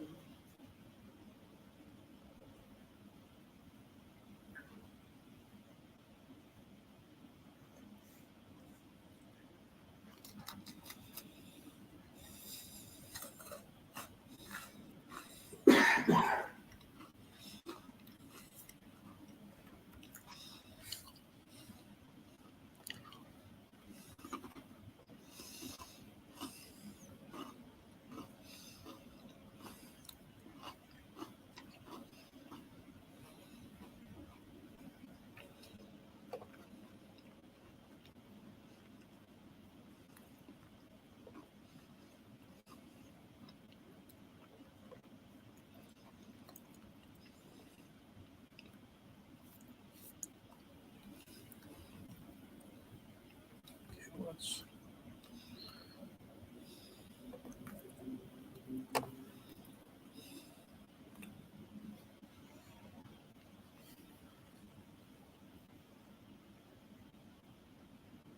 It's kind of weird. In a job interview, they ask you, that's what can be hard about getting these jobs is they ask you a bunch of questions about specifics. And I'm just like, man, I just look everything. Oh, I'm not much good at memory. I just look everything up when I need it. I just reference it. Guess they're trying to get your experience level on how much you do, but I don't know how great of a indicator that is. And maybe you just memorized a bunch of stuff. Right.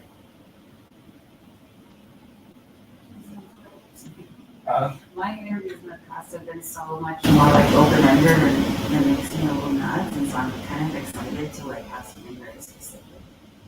So tell me about your process from start to finish. I'm like, that's a 4-hour answer. What do you want me to talk about?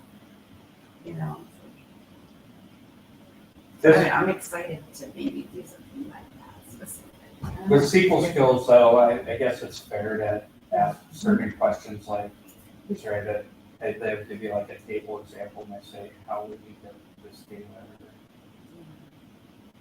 What should, how would you summarize it, basics? But past that, I've seen in data science interviews get weird. People who are very how smart, let me show you how smart I am. Try to pull a gotcha or whatever.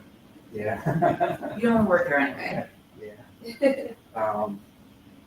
Sometimes they're tech people who think something's really obvious, but it's not.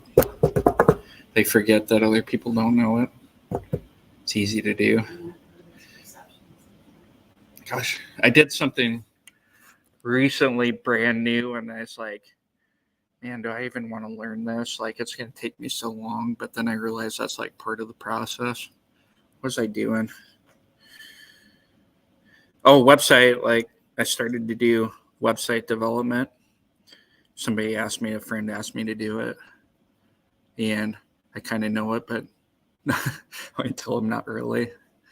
It's just been so slow.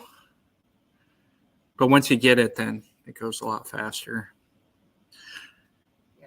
But it's I hadn't really done it in 20 years. It's been that long, and that was completely different back then. Now you can just go out there and AI almost generate a website for it. It's not very good though. I tried it. Use WordPress.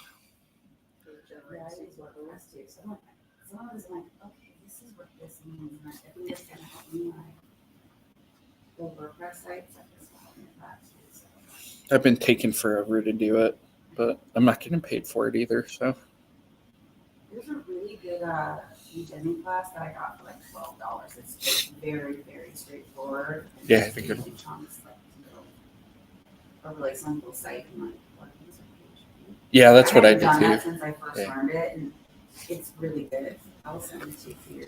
Yeah, I did one exactly. That's what I went to. Oh, okay. It wasn't really my first time learning it. I knew enough that I just went online and paid $20 for it. Get up to speed. That's where there is an advantage to that. I'm sure it would help me if I took a full class and actually learn from another WordPress developer, but they take the time to do that. It's presenting it, because I took it 6 years ago now, and it went very fast, and it was just here's all the things you can do. I'm man, I just want to learn step 1 and then step 2, and then we can go back. And so I really struggled with it, and now this class, I'm okay, this is what I've been wanting for so long. It really depends, and it depends on how you want it. Yeah. That's why I got into instructional design too. So I was I want to make this for people who need a different way of processing. So, are you in education too? My degree is in arts education. I have a master's in arts education. So yeah, I have developed classes and things. I actually did like the intro to AI class that ODSA did with DoSpace this last fall. Oh, did you? I put that together. I don't know anything about AI really, so, but yeah, so I have that background. Say I know somebody who does that for a living. She does childhood education, but they, what was I going to say? She talks about all the different learning styles and how she designs for that, Yeah. or like special needs versus, Mhm. or just all types of different ways of learning, really. And it's like that with visualization too, Mhm. how people perceive data or how expert they are at it or not. There are a lot of different levels of it. That's where that could come in. I, by extension, did web design because I knew some about data visualization and design. I like got in over my head, but like I said, I'm not getting paid for it, so I'm taking my time on it. But that's all about layout and how people interact with the screen and human computer interaction and just what they expect. So I pretty much look at other websites that are intuitive and try to do something similar.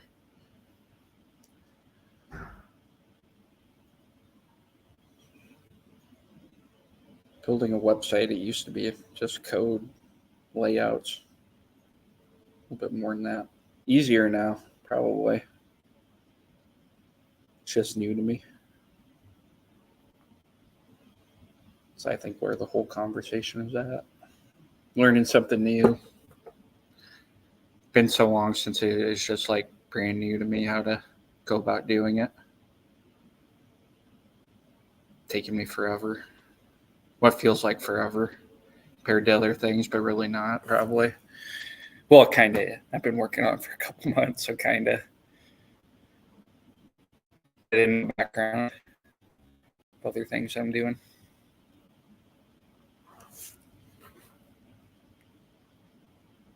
See if everyone is back online.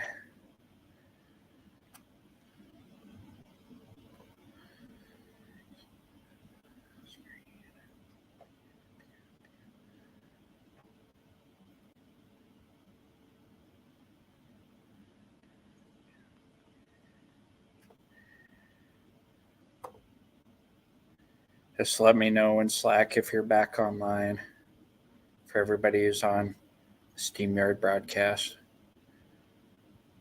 Don't want to get started with this part until setting up the database till everybody's back.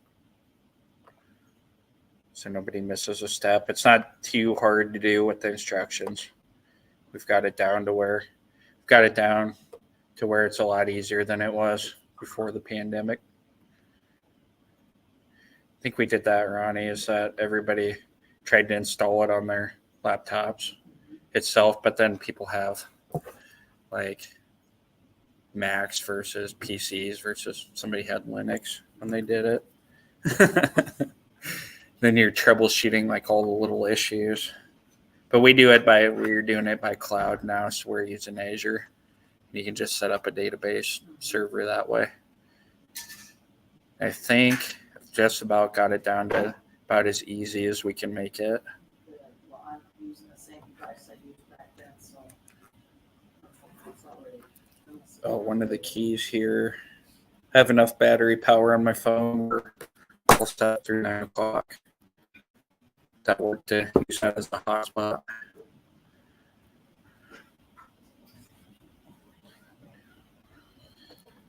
Somebody asked if they could use a different IDE instead of Workbench. And I'd say, yeah, that's just fine. I forgot where I just saw that from John.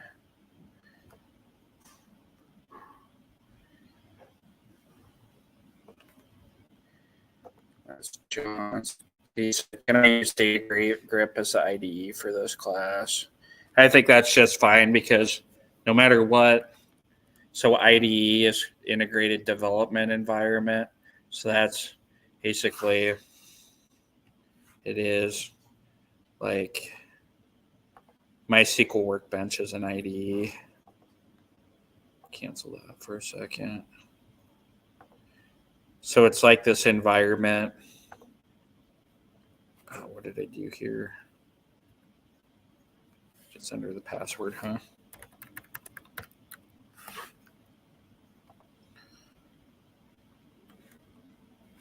Okay. So an IDE is like this integrated development environment. So instead of just like writing code in a text in like a text pad or a notepad like this and then submitting it as a job, like that's the way you used to program, but not anymore. You have these integrated development environments. Specifically with MySQL, they have MySQL Workbench. That allows you to do a lot of things. It allows you to open an existing SQL script that you wrote, which is SQL script.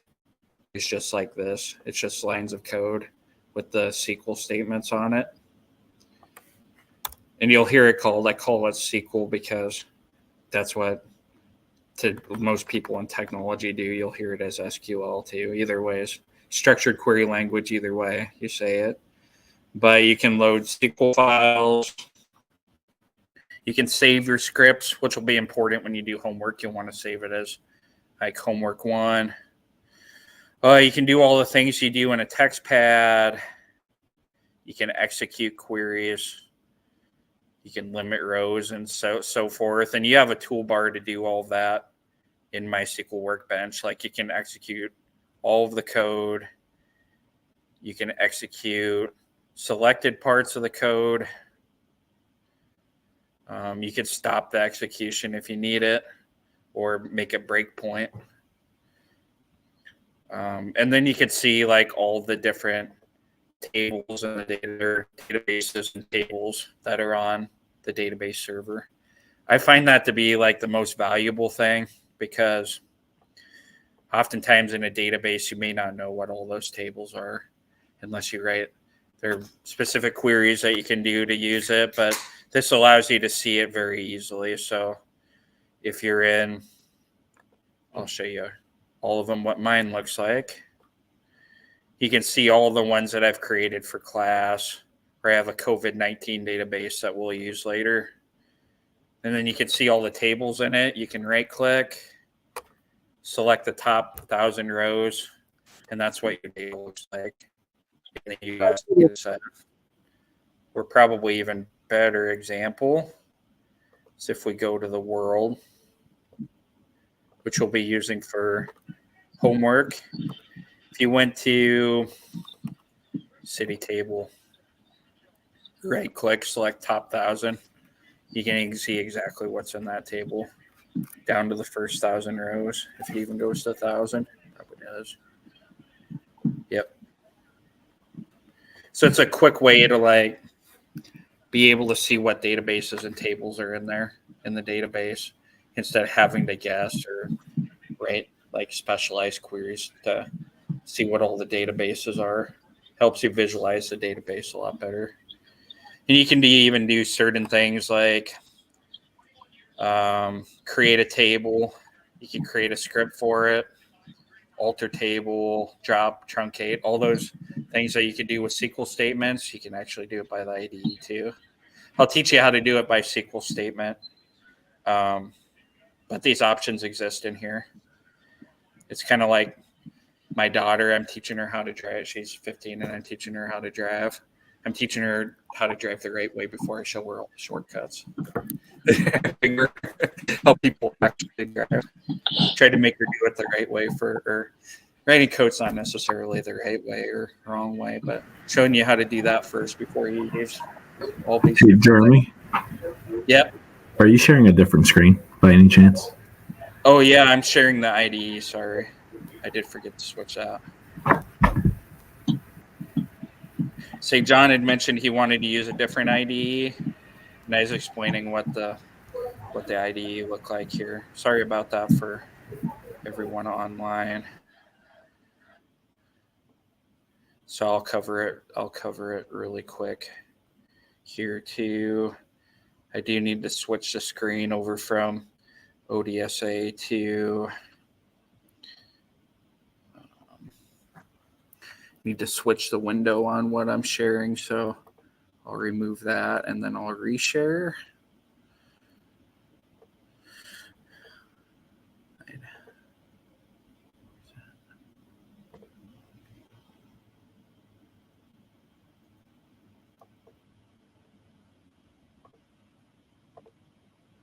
Okay, let me share this IDE. I can just share the IDE the rest of the way out because I'll guide you through how to connect to the data also. Window. Let's do MySQL Workbench. Sorry about that for everyone online. You can see this IDE now, the MySQL Workbench with my arrow pointed over it. It says MySQL Workbench at the top right. I was just explaining this like it's an easy way to be able to visualize the database and the tables inside of it. Also being able to write a query and pressing these buttons to execute it. And then it returns all the results.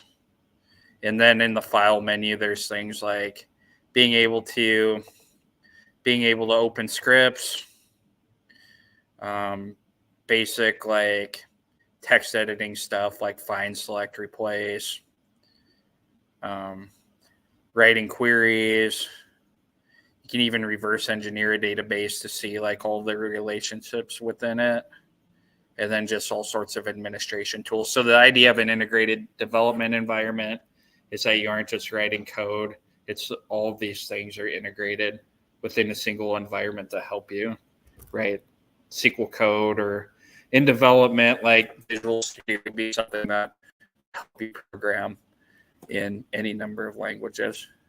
Or an IDE for Python would be like, I use Anaconda Python, which is good for data science and helping you visualize data, which you guys may or may not use for the Python class. I can't remember.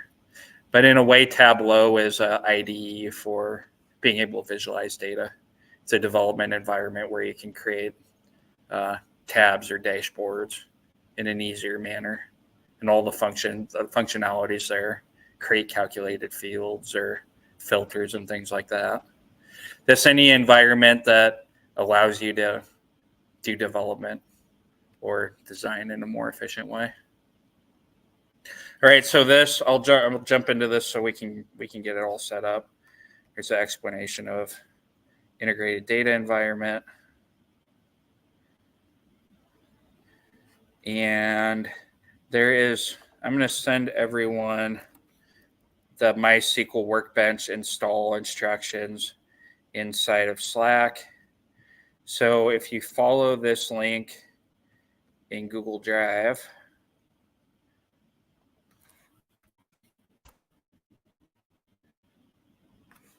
that should take you to that takes you to the instructions. Hold on. I'll get you a different. 8.0 is what we'll use that because that's what I already had installed on my computer. Yeah. Yep. So let me get the link for this installation. Maybe it's easier if I on StreamYard just share the whole screen instead of certain windows, so I don't have to keep changing back and forth. Give me 1 second on this. Getting used to this in a hybrid environment. Let's see. Let's go ahead. Stop screen, present. I'm just going to share my whole entire screen so that I can just keep bringing things up to the front. That doesn't work so great. That should work okay though. So everybody see this my online, see MySQL Workbench. In the IDE that we're talking about. Is that good with everyone on the live stream?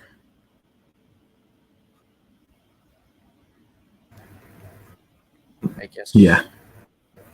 Okay, cool. I'm just going to do that because it just keeps me on the same page as everybody who's here online. All right. So there are instructions to install MySQL Workbench.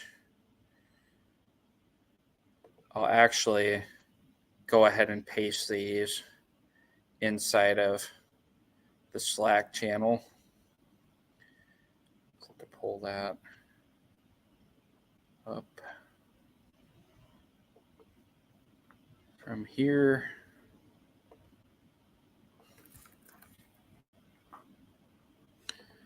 I'll give you a different link than this because this one takes you to the instructions. I'll give you a different link than this one. Just 1 second.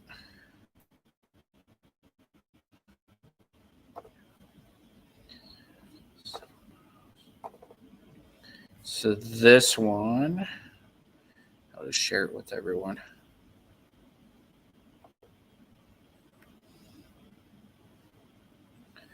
So the only challenge with this IDE is that it's a Windows installation. If you have a Macintosh, a Mac installation, we'll point you to a different link. So, Jeremy, was that one that we originally sent the wrong link? Because I was able to download it. Hold on, yeah. So if you follow this link now, that should take you to this installer that you can download and then run.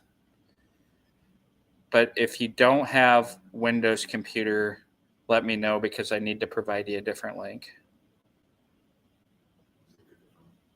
Yeah, you have one. Okay. Can you run on iPad? That'd be sweet if you could. Not that No. me, well, you might be able to. I might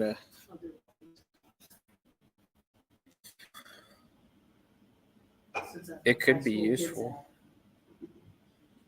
if you could run it on like an Android or something would probably be your best shot. Okay, let's see MySQL Workbench. If you were doing this from a Mac,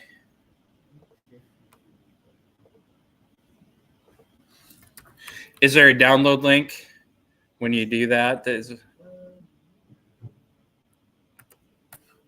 I'll come up there in a second.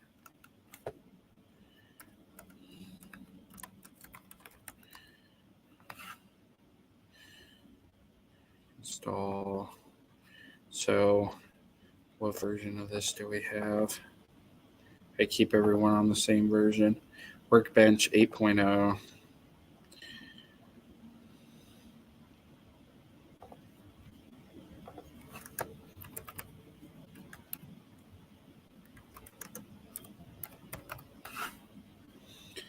Okay, download MySQL Workbench 8.0. And here's a link. So it's going to ask you an operating system.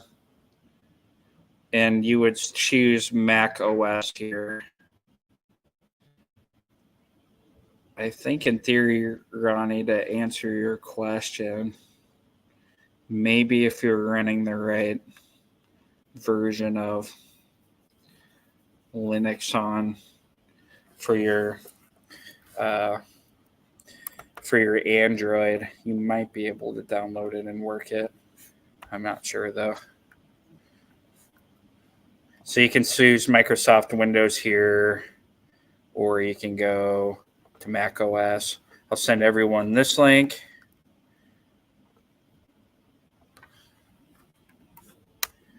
Please let me know if you downloaded it and it doesn't seem to work. Let me check to see if that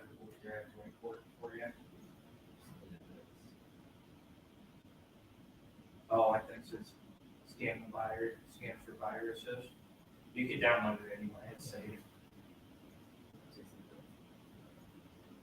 If it doesn't download for you, you can connect to that MySql website, that might be easier anyway. And you could ignore, you don't have to. Oh. I know. Steps, that's Ankle what breaker. yeah. You don't have to sign up for an account. You should be able to just download that. So I'll take you through the steps. If I'm doing this for Windows, no thanks, just start my download. If you want all their product information and spam, you can log on, give them your information. I prefer not to. And once you do that and install, give me an OK in Slack, and I'll take you through what this looks like.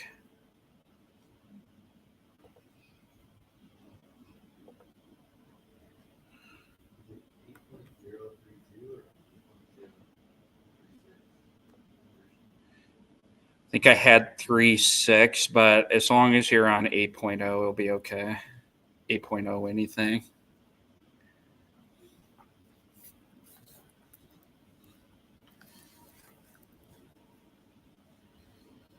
If you were to download a newer one, the only difference would might be some of the menus, which would make it just a little bit harder to follow along.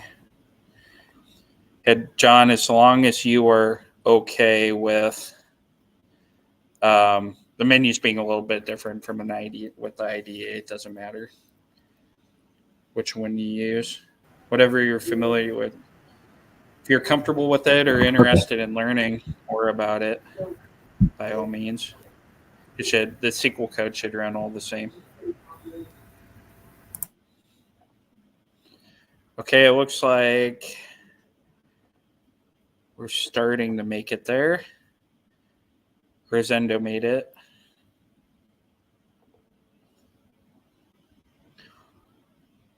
So let me know when a few more people are there, and I'll show you the next step.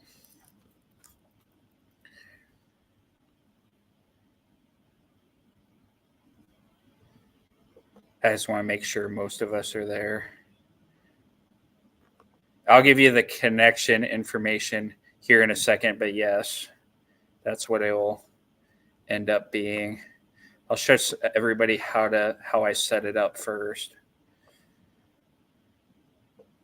Try to make this a little bit bigger. So here's the connection information. If you go up to database and then you say connect to a database, here are the credentials that you'll want to enter. The host name, the port's 3306. You'll enter your username. Your username will be your first initial and then last name. And for this class, I did the same password for everyone. I did password 1. Not very secure to tell everyone that, but if you want to change your password, we can go ahead and do that here. Where did you do that again?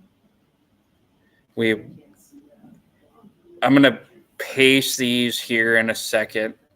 So if you go to database, connect the database, you could also do a Control-U.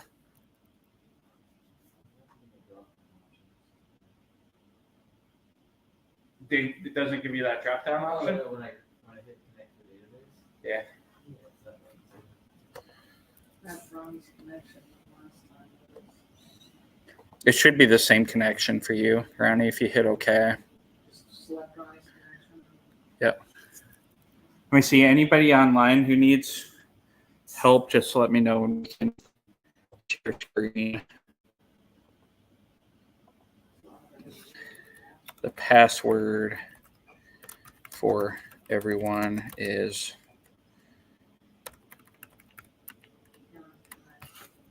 not best practice to give everyone password, but is quick to set up. We can change everyone's password if they like to do that.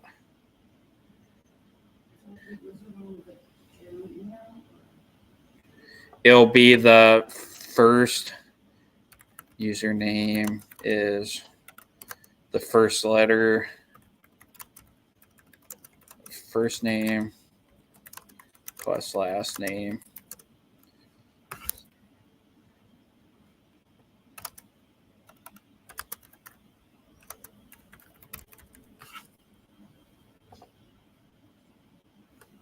What does this say?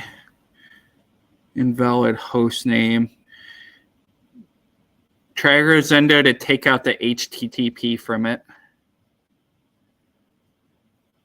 And the forward slashes from your connection.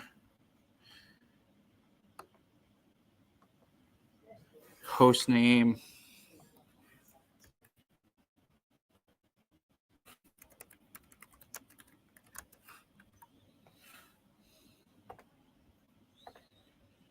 Port is 3306.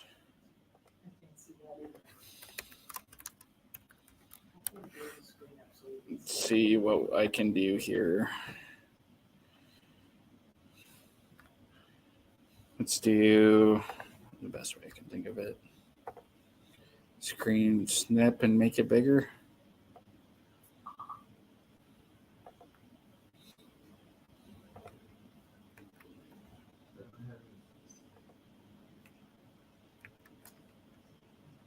Put it in paint.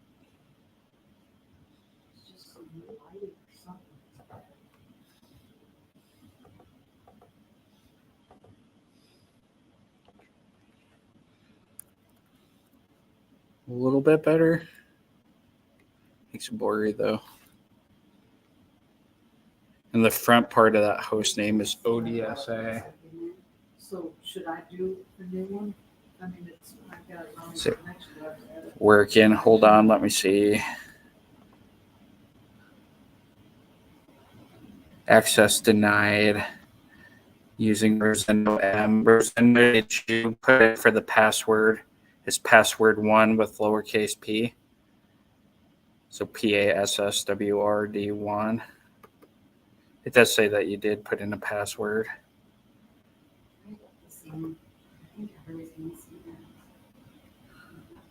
Are they? Okay. Just making sure. Okay.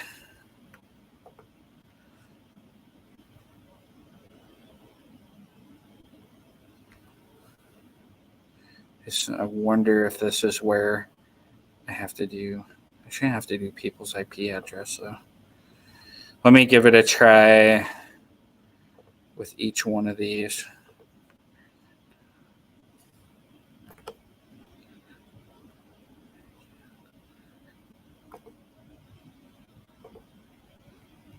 Okay. So if I do Rosendo's first. Is that what everybody else is getting to? The IP address.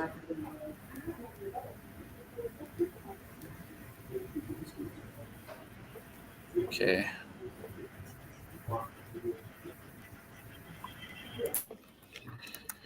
Second.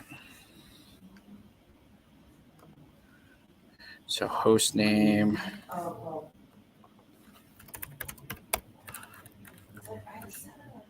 Username. So this is R and Rosendo's last name. I forgot your last name.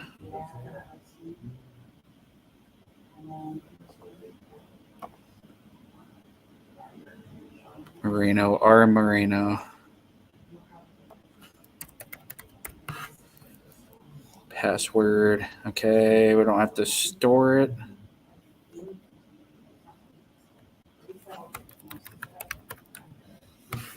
Can save the password in the vault.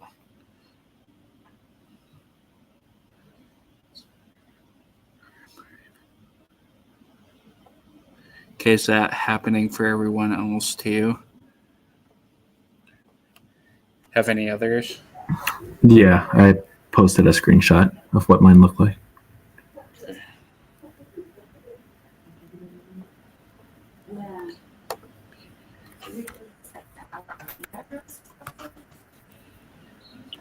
Yeah, mine says invalid host name.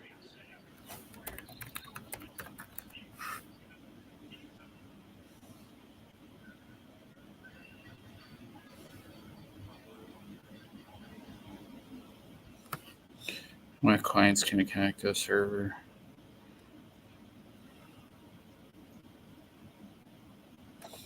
There's one I connected from earlier.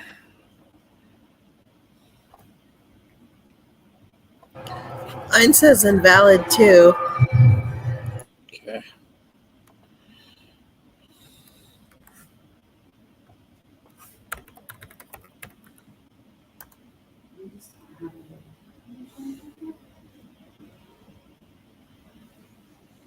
So I'm able to connect to this C. Jones one I set up. So there's something about this one versus the other ones.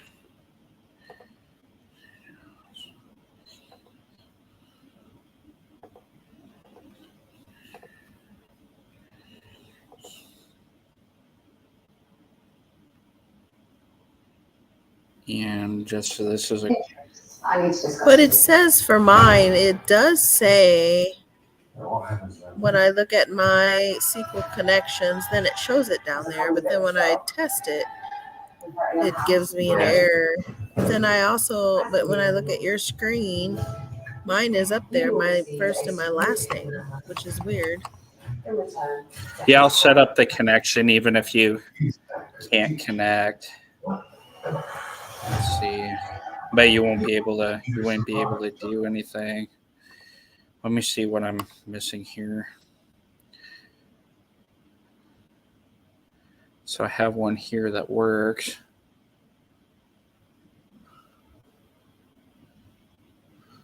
Let's see.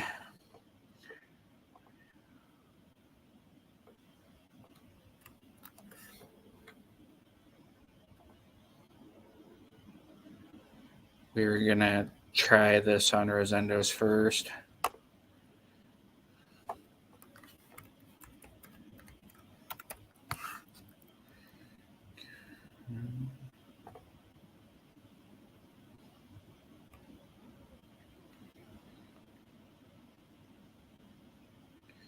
Rosendo, try to give yours another try. And then I think I know what happened.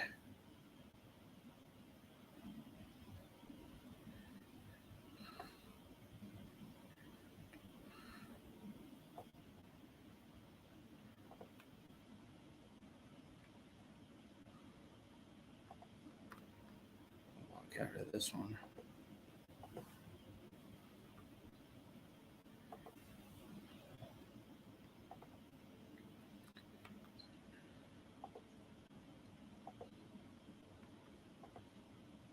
Still the same. Oh no.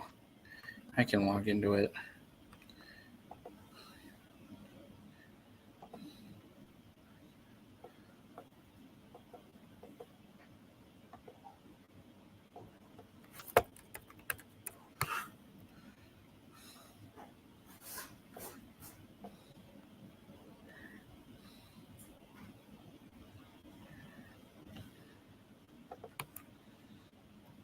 What am I doing? I may just run out of time tonight. No homework for tonight. I'll send everybody information on connecting to it. It's something I...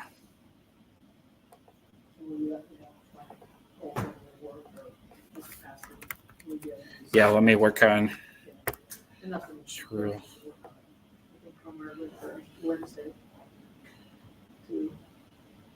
Actually, that'd probably be a good one to troubleshoot if yours is working and the others I set up aren't.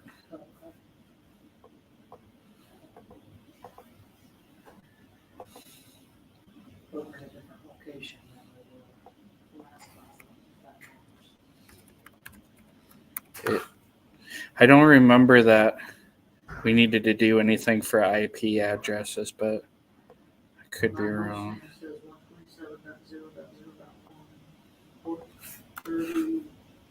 306.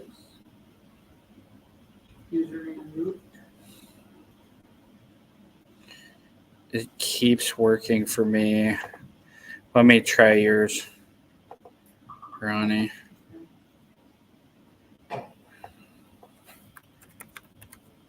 It crashed your computer. Oh no. It shouldn't do that. Maybe a restart will.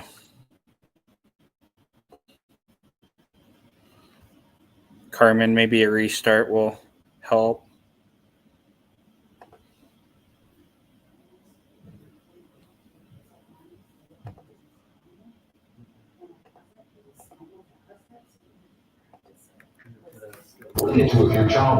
Is the username showing up B Meehan? Is that what I see? I can barely see the screen. Yeah, I put that in there for Rosendo, and that was working for me when I logged in under B Meehan. So it's like these are working for me, but not. You put what under Rosendo? Oh, I had never done drugs in my entire life, but in order for me to graduate, I had to confess. You put the username under Rosendo? yes. So I called the connection Rosendo, but I was using B Meehan as a username, and that was working okay for me.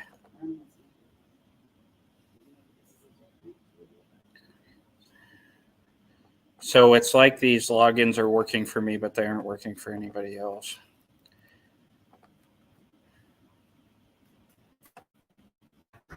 That might be an IP address thing.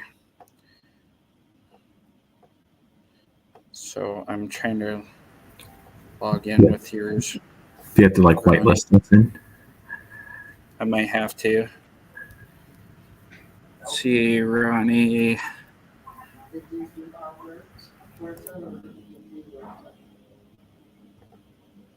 Ooh, I don't remember. That's a good question. Yeah, with Rosendo's, I was still able to log in under his. I'm hotspotting from my phone, so it's weird that it'd be an IP address.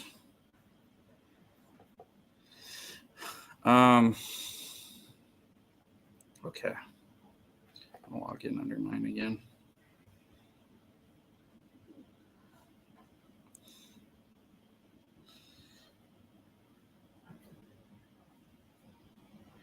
Or where to registration, I'll change your password back to password 1 and try to go ahead and try to log in. I don't have to change anything other than select Ronnie's connection. Or do I have to do something? You shouldn't have to change it, just select the same database and address. Please enter the password for the file name. So just go down there. Password 1, small lowercase p. Yeah. Go ahead and give it a try. I might, The database server. The connection failed for user root. That's what Oh, that one's your old one. You have to set up a new connection. That was the one that we must have set up on this computer. Right. So So I'll show you what yours. Go ahead and connect to database. Yeah. And see, I just dropped down and did that. yep. So host name, we'll change that to what you have in Slack. Right there. Yeah, instead of the 127.0.0.1, Uh-huh. there's an address in there. And Slack. right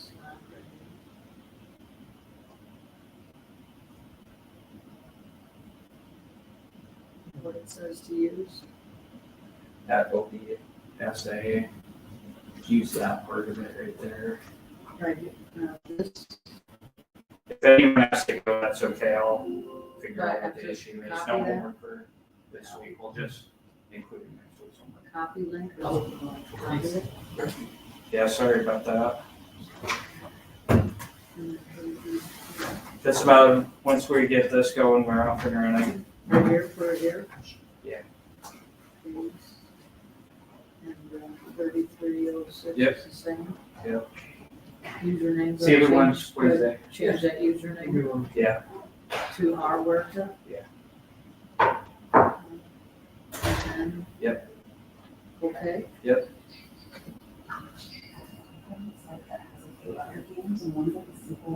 Yeah, oh my God. I saw I it. know. 100% doing this. I was like, this will be perfect. Oh.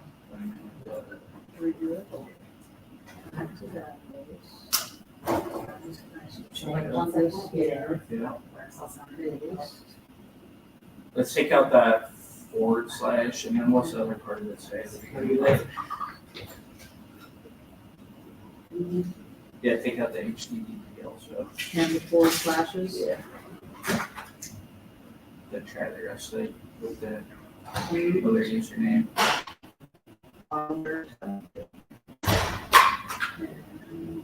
Go ahead and hit okay. Yep. Pass.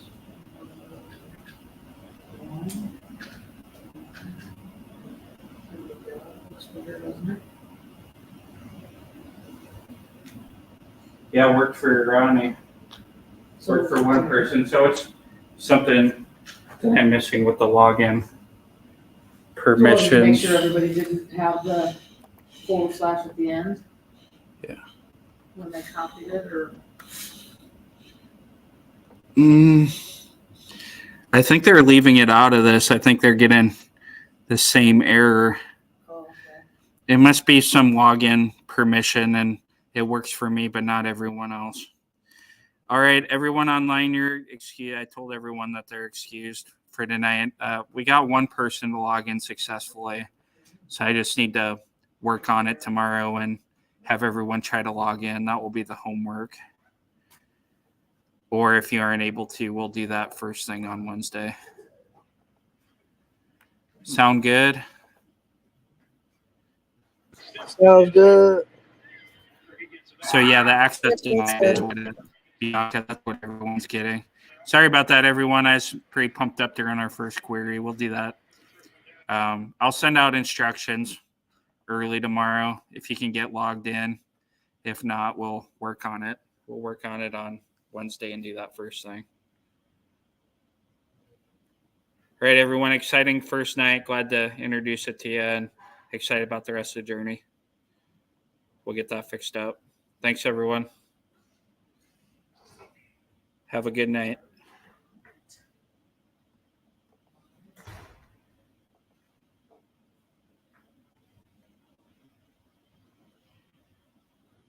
I'll still be on here for a few minutes if everyone needs, or if you have any questions. Maybe I'm on till 9:30. Okay. Yep. I'll keep an eye on it.